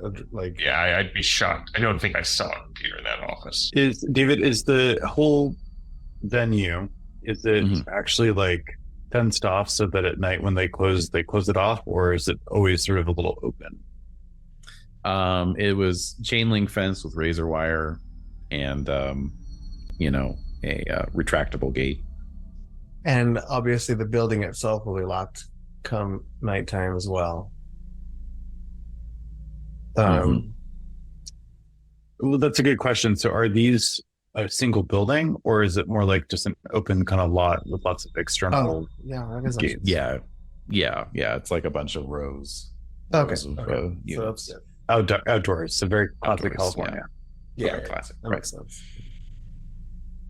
Yeah, I think getting a look in some of those storage units is the best way. I mean, we can probably I don't know if we'll be able to find out where, like what's in any of them beforehand, or like who owns any of them. Maybe if we got into the front desk, we could find some sort of legend or name list of names, but it sounds like a pretty involved heist, if you ask me. Well, I guess, if we think that they come regularly, we could also try to stake it out. But considering all the other complications in our life, sitting here night after night might be tough. Yeah. And I'd wager they don't come here that regularly. I mean, I guess They're certainly not picking up their mail. the main caper is figuring out how you're going to sneak out to go to this party, really. Yeah, it's all. I think I can probably sell it to my mom as is. Maybe. I to get to the party, I actually think I can sell that, because what we can essentially point out is that like our friend has died and this is a get together to celebrate her in many ways. Yeah. Okay. And Mom and Dad, it's been really tough at school. I mean, I know I messed up, but it's a lot. It's a lot to process. Although Annie is actually very tempted to use that as a reason, be like, no, Mom and Dad won't let me go. But then she, she needs to go. Right. Yeah, I mean, kind of leaning on their sympathy like that, and they understand, obviously, with Jenna's death and everything, but it's the same for all of you. It's like, all right, you can go, but you have to be home by 9:00, not 1 minute later. Right. You can do that. Right. Well then, Nick is handed the keys provisionally, and and you have your address for the Moon residence. Amistista Moon, that's her last name. So yes, which is on Canyon View Drive, as you may recall. She lives up in the mountains. That's right. So soon enough, you find yourselves driving along an unincorporated section of road with no streetlights. It's pitch dark, and it's just your headlights to guide you up into the hills, up into the foothills, in fact. And did we decide Raven was coming with us or not? I believe we did not, because Ned does not want her to realize that she is a high school student. I just wanted to see how young my friends are, I'm, very mature for my age, but Right. some of my peers, might just give the wrong impression. Fair enough. So I don't know what you all are picturing. The resident hippie chick, living up in the foothills, what her house would look like. But as you come up on the address, what you see is essentially an estate. It's a very sprawling sort of Frank Lloyd Wright style California mansion with extensive grounds around and behind it. You're pretty sure you see a tennis court tucked in among some trees, off to the right. And yeah, there's a big, sort of gated entrance. The gate is open. There's cars parked all up and down the drive. Seems like, yeah, most of your graduating class has turned out for this one. So we can take a short break, and then we'll come back and see what's going on at this party. Sounds good. I'm gonna just, right before we head in, tell Nick, I know I promised pizza, but Amistista is vegetarian, so it's gonna be veggie pizza. Will it have cheese on it? Probably. Then I have no problems. Great. There we go. All right, on that note. Okay, so we're heading into this party then. So, as mentioned, it seems like everybody has shown up at this party, and that includes everyone from your homeroom as well.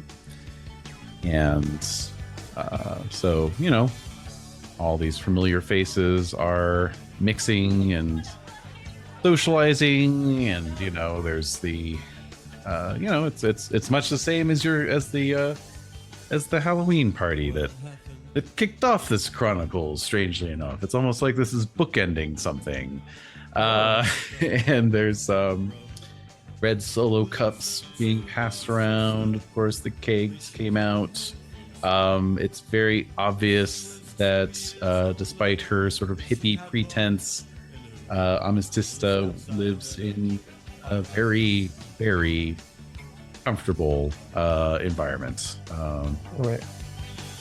She, you know, this house has at least 7 bedrooms, you would guess. You can see where she gets her general sort of lifestyle from, because there's a lot of like sort of generic sort of hippie new agey kind of stuff. There's like, you know, big stone Buddha in the entry hall, and you know, just kind of a smell of patchouli in the air, you know, and incense. So hard to say what her parents do exactly, but they're clearly like former hippies. You know, probably involved in software. They probably have some shares in Microsoft or something, you know. But yeah, no, otherwise, you know, if her goal was good vibes only, you know, mission accomplished so far. So, a quick question, and this is very important. 1, is Miguel here? And 2, do I believe this house is bigger and fancier than his house? Miguel is indeed here, and yeah, almost certainly. All right, then I would like to walk around to him talking very loudly about how this is the biggest and fanciest house I have ever seen or been in my entire life. Okay. So yeah, so it doesn't take long for Miguel to take the bait, and he comes over and he says, "Well, you obviously haven't been in my house then, because Yes, I did. yeah, this." Remember when your birthday? Oh well, that was our old house. No, yeah, no, we moved. We're in a different house. It was Way last better year. than this one. Yeah, well, we moved. We moved over the summer. It's cool. You know, my dad got a promotion. You know, I thought your family was old money. Yeah, well, you know, they're old money, and my dad's a big shot. You know, like made a lot of money off of Jurassic Park. You know, he was like executive producer. I didn't know your dad was Esteban Spielbergo. No, well, Spielberg's my godfather. Thank you very much. So, yeah. Yeah. Isn't Spielberg Jewish? So That's a good godfather. I mean, you're Catholic, aren't you? yeah, so anybody can be somebody's godfather. I don't think in the Catholic faith you can. Shows how much you know. Got him.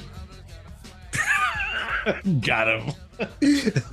As he walked away, I turned to Annie and Ned and say, all right, so good news is if we accomplished literally nothing else tonight, it will have been worth it.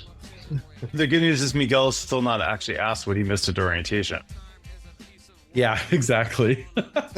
We He has saved very this guy's forethought. life and he'll never know it. That's true. Well, maybe. Potentially. I think that's what part of being a hunter is about, is, you know, and I know this is crazy coming from you, but sometimes maybe you just don't say anything. Yeah. Yeah, no, I know. I mean, sometimes it's better to keep it quiet. Safer that way. Well, thanks for not disagreeing with what I said. Well, you said something right for once. But you were supposed to push back on that and say that I don't talk all the time. Gosh, Ned, pick up on the clues. Oh, I'm sorry. Oh, my bad. My bad. I think I'm not gonna drink tonight. Hmm. You know? All right. Well, I don't even know Yeah, if that's an me option. neither. I don't know. Well, try to crack one or two smiles. Just one. One is fine. Can you do that, Annie? Why would I do that? You're right. You made it clear.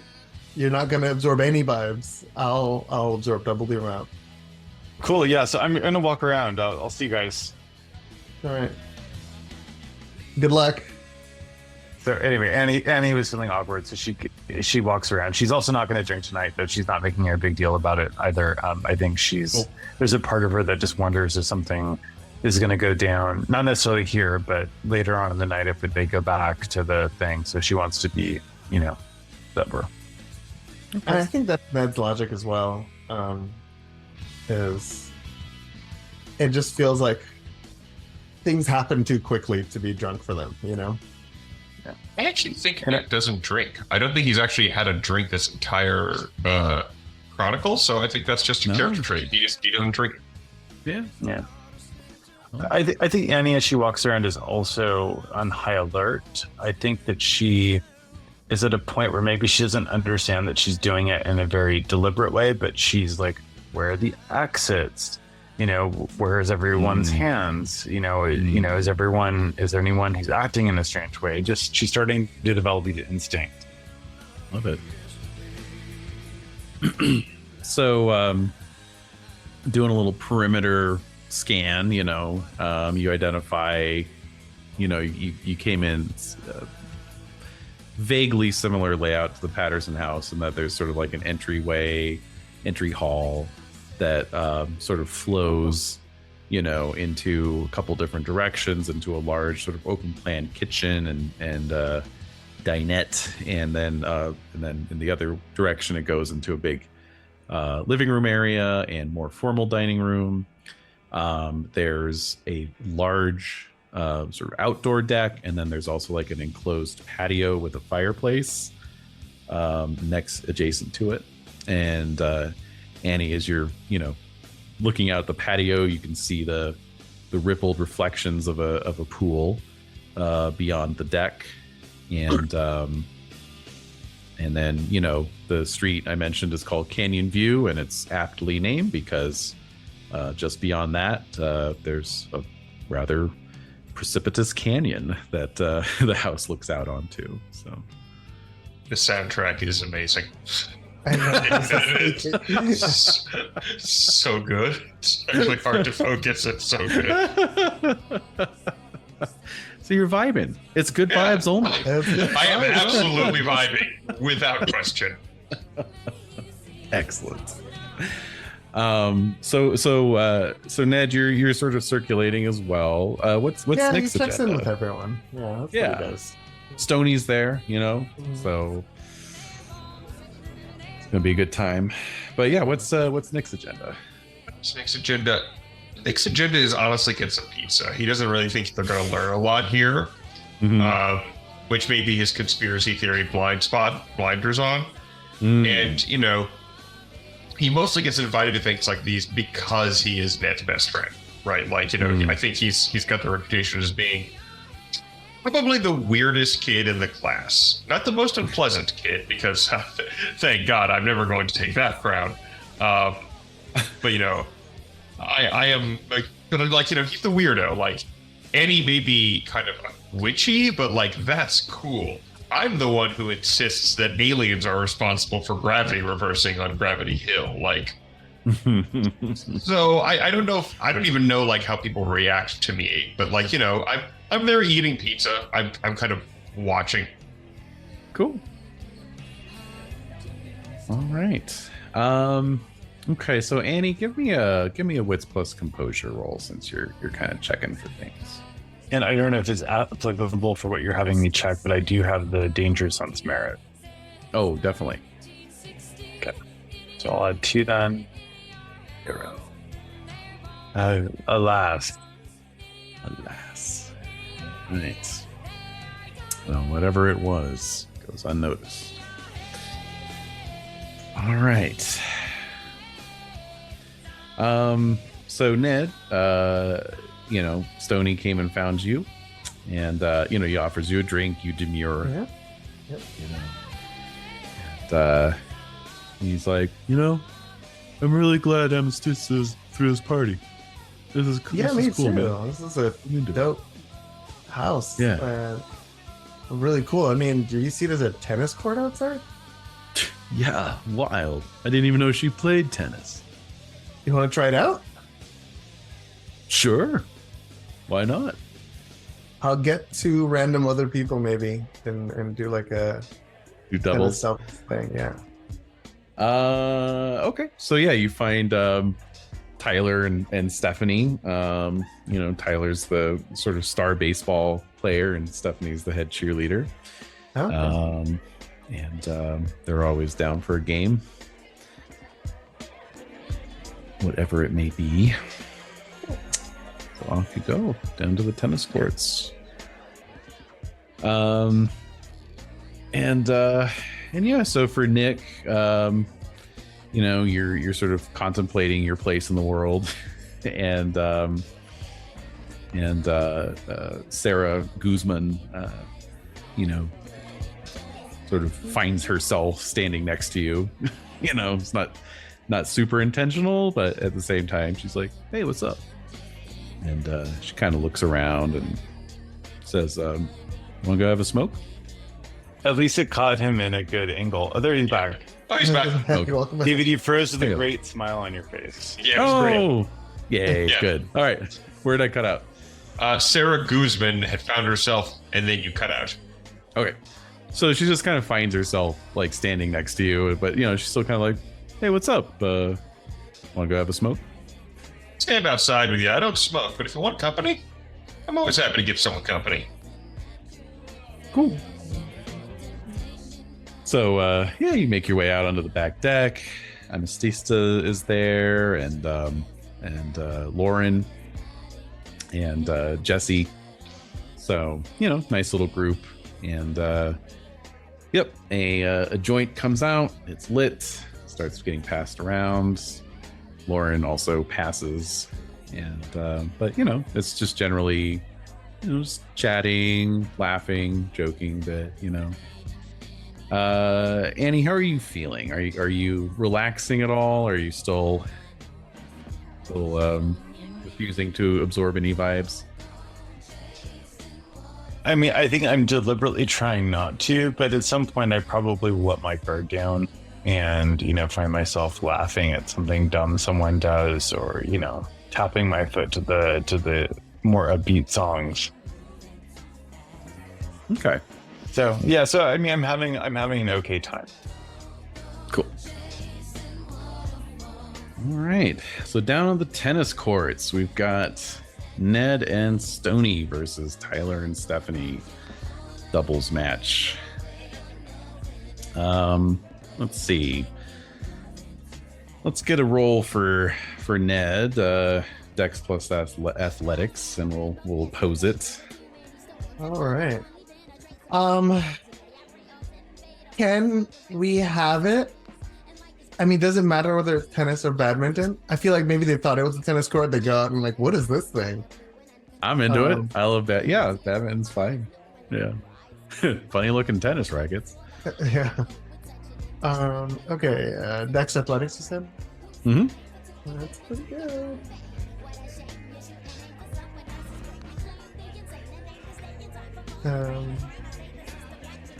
Do I have anything else? I have a specialty in running. Does it apply at all? I mean, you're running back and forth, right? I don't think badminton needs that much running. Fine. Yeah. Had to try. Yeah, no, it doesn't hurt to ask. 1. Okay. Looks like I got 2 and a 10 again, which would be no. So 2 to 1. Okay. So Tyler and Stephanie take the first match. Match. I guess in badminton. Round Yeah. match. Yeah, I think match. Okay. Much to their self-satisfied smirking of it all. But Actually, I Tyler's think like, it's game, and Game. like match is the whole thing. game, set, match. Yeah, you're right. Yeah, you're right. yeah, So you take the first game. So Tyler says 2 out of 3. yeah. I was gonna say, Can't just leave it up to that. yeah, and I'm full firing this one. Okay. Oh yeah. Why did it unchecked? Roll 20 is moving pretty slowly for me. I had a little. It was hanging up a little bit for me earlier. Okay, I got it. 2. Nice. Alright. 2 for me as well. Uh-oh. It's a reroll. Uh-oh. And then you get 1. 10 again for me. One moment. Oh my goodness. Oh my god. Oh my No. god. Wow. What is So- happening? So 3 10s in a Okay. row and a 9 makes 4. Yeah, they win. They win. They win. So yeah, so Tyler's like so jubilant. He actually takes the shuttlecock and just like whacks it off into the woods around the court. It goes flying off into the darkness. And Stoney's like, "Good job, asshole," and he goes trotting off after it. And as he goes trotting off, just instinctively nettle tense, Mhm. and watch him as he goes off. Just the sense that something bad could happen before us, dark, Trees, bad. trees, dark. bad. All right. Well, give me a wits plus composure roll. All right. Bear with me. It's going to take 3 seconds longer than it should. There we go. All right.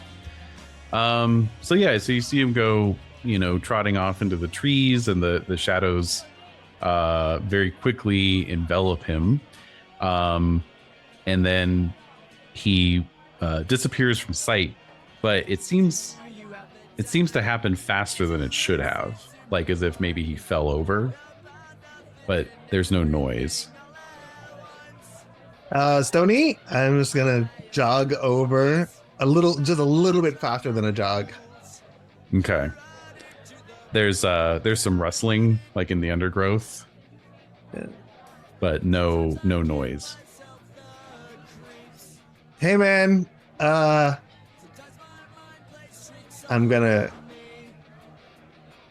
think this is against the rules. I think he is going to say all that happened was he seemed to disappear from sight a little too quickly, and there's no response currently, right? Right. Just some rustling. Okay, and is it relatively well lit? Like, the court is relatively well lit. The court is well lit, yes. Yeah. But just shy of that is probably pretty dark. Mm-hmm. I'm gonna say, Stony fell, go get someone. And then I'm gonna go after him. Okay. All right. Well, Tyler is a notorious asshole. But go ahead and give a presence plus persuasion roll anyway. Maybe Stephanie will go. Okay. Got it. Presence, persuasion. It's a pretty good roll. Good enough. All right. So she hesitates for a minute, looks at Tyler, and then turns and starts jogging back to the house. So I feel pretty certain the second Nick or Annie catch wind of that, I think they're gonna just come, and so he feels pretty confident that they'll be on their way. okay. And he's gonna call out again. Hey man, All it's right. not funny. So yeah, Tyler walks up and he's just like, "The fuck, man? Why is he like messing around like that?" Yeah, you just stay right here. I'll go check. And I'm just gonna walk into the. Don't make that face when I say that.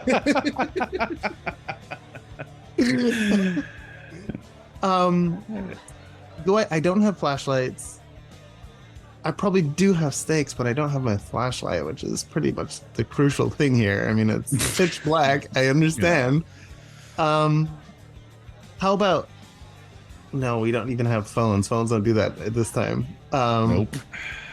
I know there's a flashlight in Nick's car, but that's probably I'd have to go through the house and out front. Yeah, I think I am going to do it. I think I am going to walk in. Yeah. Okay, he's going for it, everybody. I'm doing it. I mean, yeah, it's Stony, and I got to go in. It is Stony. It's true. That is true. All right. So Nick, you are out on the deck, and you see Stephanie kind of jogging back up, and she gets to within hailing distance and sort of gives a little languid wave, and she's like, "You guys, Ned said that Stony fell, might have hurt himself. Like, does anyone know?" Then she sees Amistista, and she's like, "Oh, do you have like a first aid kit?" And Amistista's like, "Oh yeah, let me go get it." So she heads back into the house. And I think Annie, you're probably within earshot of this as well, based on where you've been sort of lurking. I'll go see if he needs help carrying Stony in. Yeah, and Annie just makes a beeline, moving at a quick pace over to where this is happening. Okay. All right, so Ned, you are heading into the dark woods. So do I know it's in the dark woods? Because I was just told that he fell. So my presumption is that I assume they're down at the court and that he fell in the court. Right, exactly. Yeah. She's So just right sort of now I have no information other than just like he fell. So I legit think nothing suspicious is happening. Yeah, that's fair. I probably should have said there's blood or something, something. But you will see Tyler staring into the woods. I mean, that'll be something, right? And I think Annie was already on high alert, and Annie was really looking for something to not focus on the good vibes. So I think Annie jumps at this for several reasons. Mm-hmm, mm-hmm. Hey, Tyler. Where's Ned? Where's Stony? I thought he fell. So, Tyler sees you coming up, and he's just like, "Yeah, I don't know. They went into the woods. They're probably like making out or something." When? When? I don't know. Like how long have they been in the woods? 2 minutes ago. Annie at this point is just making a beeline into the woods. She is not delaying because it's Ned. Grab shoulder. Wait. Don't go alone. Well, then you're coming, right? Because we stick together. Hold on a second. Stop. Ned! All right, cut to Ned. You are making your way into the woods, and I'll need another resolve plus composure roll. Okay. Resolve or wits? I mean wits. Thank you. Okay. I will willpower. I just feel like I should. Oh, yeah. 3. Nice. All right. Okay, so you're you're sort of backlit. So flashlight not strictly necessary. You are somewhat backlit by the court, and you can sort of make things out. Although now you're staring into your own shadow, but you do hear some more of that rustling sound, and then a gurgle. And you can see like some sagebrush rustling up ahead of you. Okay. No sign of Stony. No trail of blood. Nothing that would. No shoe dangling from a tree. No severed limbs. No. No. Okay. All right. Seeing all of this, I'm gonna say, fuck. As he feels relatively certain this is not normal at this point, no question. And he is going to grab a stone, step a few paces back, prep to sprint off, and fling it as hard as he can into the brush. Oh shit. Okay. Yes, that is what he is doing. Okay. And of course, a cat goes running out. But Right. right, yeah, totally. Right. Yes. So you sling it into the bush, and it sounds like it does hit something soft and fleshy, and there's another gurgling sound when you do that. Yeah, I can't. A little louder. I now, does the gurgling sound like distress? Like, does it sound like, you know, the gurgling of a,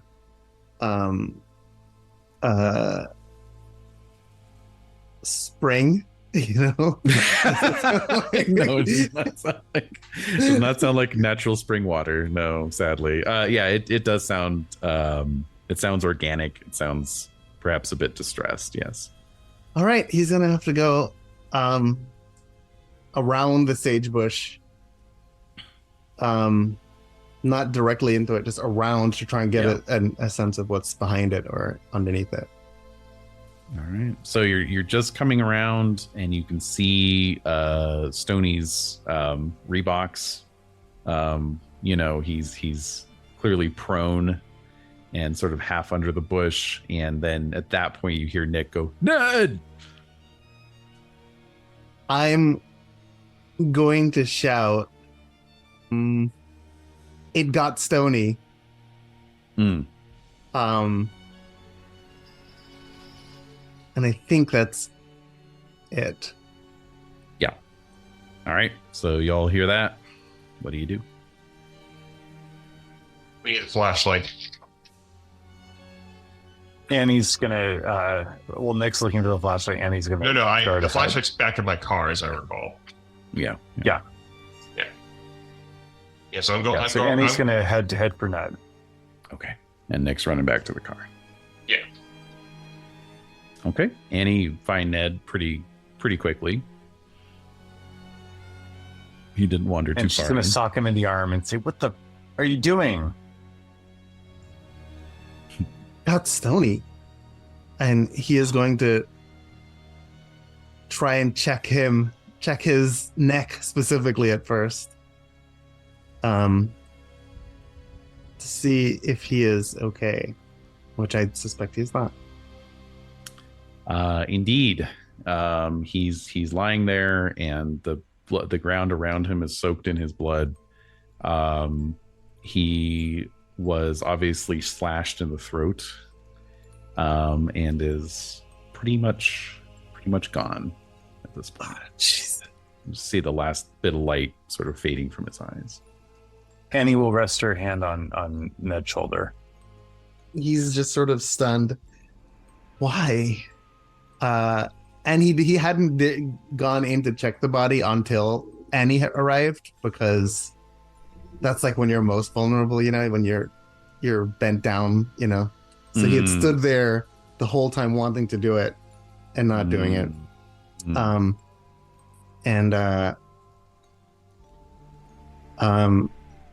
We got to get out of here. Yeah. Let's go. Annie's really torn in this moment between wanting to look for evidence, but also knowing that she needs to tend to Ned, and you know she keeps wanting to be like, well, let's wait for Nick to get here with the flashlight. Let's wait for I think her loyalty to Ned overcomes that, and so she helps Ned walk away. And his eyes are peeled. He's very concerned about Annie being attacked next, you know, or and or him getting anyone accidentally to come down here and get attacked. Like maybe he kind of did with Stony. You know, he suggested we all come out here. You know, like he kind of did with Uncle Kurt. Sorry, Uncle Kurt. Yeah. So he just wants to back off until he feels like he has some control of the situation. But it looks like a knife cut, right? Yeah, it's clean. Okay, that's what I thought. Yeah.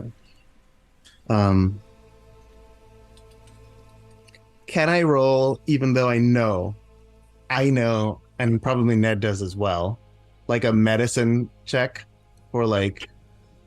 You want me to wait for the flash? Do you want to wait for me and the flashlight? Well, I want it to have been on just the brief look that he made. He already did while they were in the dark. Mm-hmm. Why won't it let me? Oh, how do I get to my? There we go. Cool. Oh, it's really freezing on me. No, all right. Okay, I'm just gonna roll the dice because it's really freaking on me. It's only 2 dice. So. Oh wait, it's actually 3 dice. I have 1 medicine. Okay. All right. That's a 0. 0. Yeah. Okay. Yeah. Too dark. All right. Too dark. Makes sense. Okay. We're gonna get out of the forest. While he figures out what to do with all the thoughts that are running through his head. Yeah. And Tyler's there, you know. He's like, what the fuck's going on in there? I saw that twerpy kid go running. Why don't you go inside, man? So he kind of looks at you, and then, you know, you can tell he's about to say something, and he's like, yeah, all right. So you all turn for the house, and Nick, you've gotten to the car, you're rooting around, you've just pulled your flashlight out, and then you all hear a blood-curdling scream coming from inside the house. And that is where we will leave it for this week. No doubt Ari is coming up to the house at this very moment. Right. Hey guys, I found a ride. What I miss? Yeah. My purpose just ungrounded me. Did I miss anything? Oh my god. Okay. Let's have Ned make a breaking point roll though for finding something. Yeah, big time. And probably a -1 on that. Oh, that's absolutely fair. Yeah. Resolve. -1. Still got it. Guilty, I think, would be appropriate. Yes, very appropriate. Yeah. Right. Well then. Breaking points. Ha ha ha. Beats. 1 for each of yous. We had a dramatic failure for Nick, and aspirations, of course. I don't know if anybody got any of those. No, my aspirations are find out the truth of Gravity Hill, use the controlled immolation tactic, and meet a. I mean, he gave it to us. I want to use it. And meet a ghost. Nice. For me, it was to get Uncle Kurt to accept us more. So he's been in a coma, so didn't make any progress on that. Although that still is going to be a goal for her. And then find out more about the blood pill. I don't know if any of the research we did accomplished that. Oh, I'd say so. Yeah, absolutely. Okay. I had show off for Raven, but I think that I don't remember if that's lingering from last session or not. Did I get that last session? Maybe I didn't. I don't think you did, because you didn't really have an interaction with her last session. Yeah, maybe you're right. Yeah. But I also don't know if I did show off for you. Well, I guess I did a little bit. Sure you did. She said, I'm glad I met you. Yeah, you're right. Let's try that iconic moment. That's what I was going to say, that iconic exchange. It was 17-year-old. Yes. Defeat. Almost as famous as the ad jingle. Oh, that's right. Yeah, that's right. So yeah, there's just that one, I think. Yeah, that's probably why she thinks you're more mature. She recognizes you from TV. That's right. Yeah. You got that. Sure. One from It was a long time ago. True. I think that's 3 for this session. She was read before. Believe it or not, I have to get back to work. So I will Righty. catch you guys later. Thanks for running. It's a lot of fun. All right. By the way, David, excellent use of Melanie Sweetwater. Because I was like, why is the head of the field projects division personally? Wait, because it's the 90s. She's not the head of the field projects division at this point in the timeline. She's just some random jerk working for Cheiron. That's right. So, David, with my remaining experience, I'm going to restore my willpower I lost. Oh, okay. And then I'd also like to buy, I think Annie really took to the idea of the larceny play. So I think I'm going to get her a point in larceny. Perf. And that's all my experience. I'm probably going to buy a dot of firearms because I think I need it for the controlled immolation tactic. Oh, okay. Makes sense. You've been practicing with the flamethrower. So yeah, I mean, it would be helpful for me to be able to roll not -1 to enact. Yeah. with open flame. Yeah, definitely. All right, gang. We're good to see you. Cheers. Thanks, David. This was great. Yep. Good night, everyone. Bye-bye. Bye.